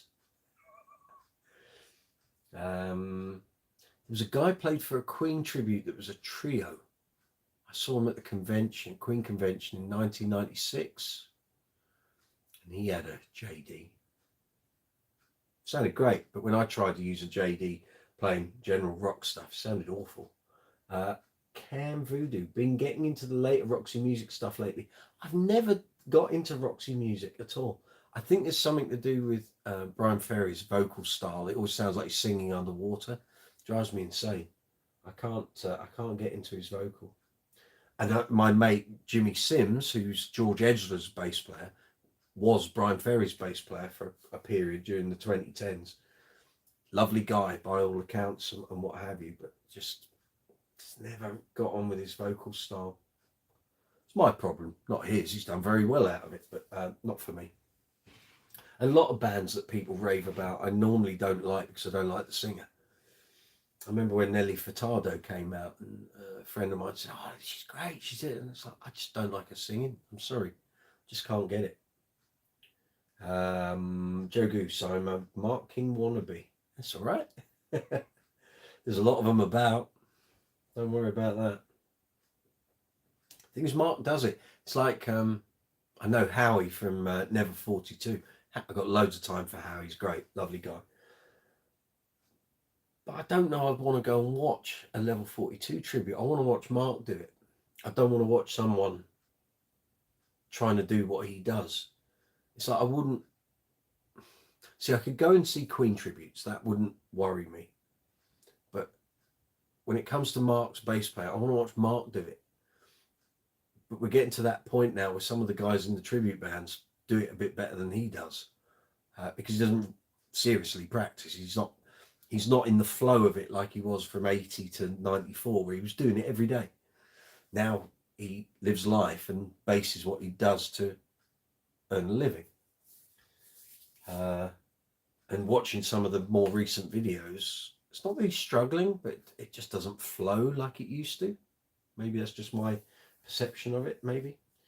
Joe Goose, I heard about Nick Kershaw's bassist playing JDs. He seemed very good. He did the first couple of albums, Dennis Smith. And he's the guy on the Live Aid performance. Kev, note from my Ammon next time, sorry, from the glory of Chelsea versus Borussia last week to Sutton United versus Grimsby. Excellent. You're doing the full gamut of the leagues there, Kev. I'll catch up with a full viewing later in the week. You do that. Lovely. Thank you. Cam Voodoo, Tony Franklin plays a JD, of course. And he lost it and now he's got it back. Yeah.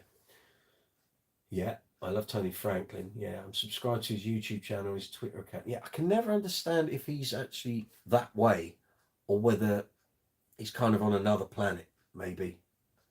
I don't know. I love watching his videos and I love watching him play. I think he's a great player. I can never quite... I'm not on that plane. I don't know. I've met enough bass players to know when you meet certain people and they aren't on your plane, they're out here somewhere, sort of floating around in the ether. They must be nightmares on tour. like, be at this place at this time, and they're probably like 6 miles down the road having a cup of tea. But there we go. Stacey, Cambodia, Flesh and Blood is a fave. Roxy Music. Yeah. Talk to Stacey. She knows all the Roxy Music stuff. She used to work in a record store. She knows these things. I can officially announce we've beaten last week's marathon live chat. We've done 4 hours and 4 minutes. That beats 4 hours and 3. And we're now into 4 minutes and 5. 4 hours and 5. How about that? Well done, gang. YouTube will be very happy with you. We'll go a little bit longer and then we'll wrap it up. I think slightly running out of topics. Keep ourselves going this evening. I'm sure we could carry on. And in fact, one week we will do that. We'll just carry on until the last man drops. But it will be an ever returning cycle of people as the time changes across the world. He's currently playing on a cruise ship. He posts on Twitter. Well, there's many a name player realise they've had to do covers gigs, cruise ship gigs. Do you mean he's doing the cruise ship thing with an original artist? So it's like one of these artist cruises. Is it part of that? Or is he on a cruise? He's playing Brown Eyed Girl every night. I'm sure Tony, Tony Franklin's not doing that. It's funny what you say about singers. I can't stand the diva type singers. Likewise. Yeah, not for me. I like simple and easy. Get the job done and get out of there.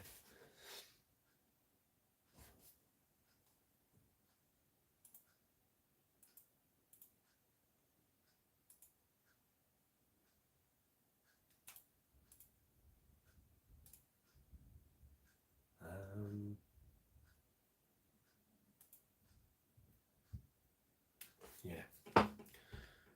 Right, gents and ladies, it is 6 minutes past midnight here in London town. I'm in a cool time on tonight's live chat, and I know we could carry on, but I need sleep as well. And I've got loads of video editing for you lovely people tomorrow. So hopefully, fingers crossed, there'll be a workshop video going up live tomorrow. If I don't get it finished in time, then it will be on Thursday, but tomorrow is editing day. So it's all good. So I'm going to say thank you very much to everyone for attending tonight's live chat. It's been an absolute blast. Thank you. It's an 80s cruise. Thank you, Joe, for coming back with that. Night. Good to see you, Cam Voodoo. Take it easy, sunshine. So thank you very much for all the likes, all the comments, getting involved. Thank you for the super chat payments, everyone. Super stuff. We will love you and leave you. We'll see you next week, next Tuesday. It's already booked in. Live chat number 40. 40 of these. This live chat will be going up once we stop this. It gets streamed up onto the onto the YouTube channel. So if you're watching this after the event, if you didn't get involved in the live chat, you can still send comments on the video, anything here on the channel, and I'll respond to them as soon as I see those. Everyone's dropping off now. Stacey, thank you. Chat tomorrow. David Gill, fabulous stuff. Thank you for getting everything happening. Joe, great job as always. Good to see you. Thank you for the posts on Base Chat. Tom Sage, you still up? Thank you. Good to see you. Thank you for the t-shirt purchase. I'll check on my phone in a minute. Just that all went through. Thank you. Hope wear with pride. So we will see you hopefully next Tuesday, same time, 8 o'clock, Tuesday evening. Here on Brooks's Base Chat, we'll do live chat number 40. I'll have done some more gigs. There'll be some more videos up, workshop videos. The next bass string experiment video is coming. It is not far away. So that covers gigs 15, 16, 17, 18 and 19. 5 gigs all into one video. Cheers, Joe. Tom Sage, no worries. I'll send you a pic when I get it. Excellent. I'll post that up on the social media, cousin. Excellent. So on that note, thank you very much, everyone, for attending tonight's live chat. If you haven't already, hit the subscribe button, give the video a like, hit the notification bell. We'll see you next Tuesday at 8 o'clock. Have a great week. Enjoy your bass playing. Keep tabs on the community posts, on the community tab. Social media, Facebook, Twitter, Instagram, Be Real, Reddit, one more, Quora. After that, we're on loads of other ones as well. So take it easy. Have a great week. See you next week. All the best. Take it easy.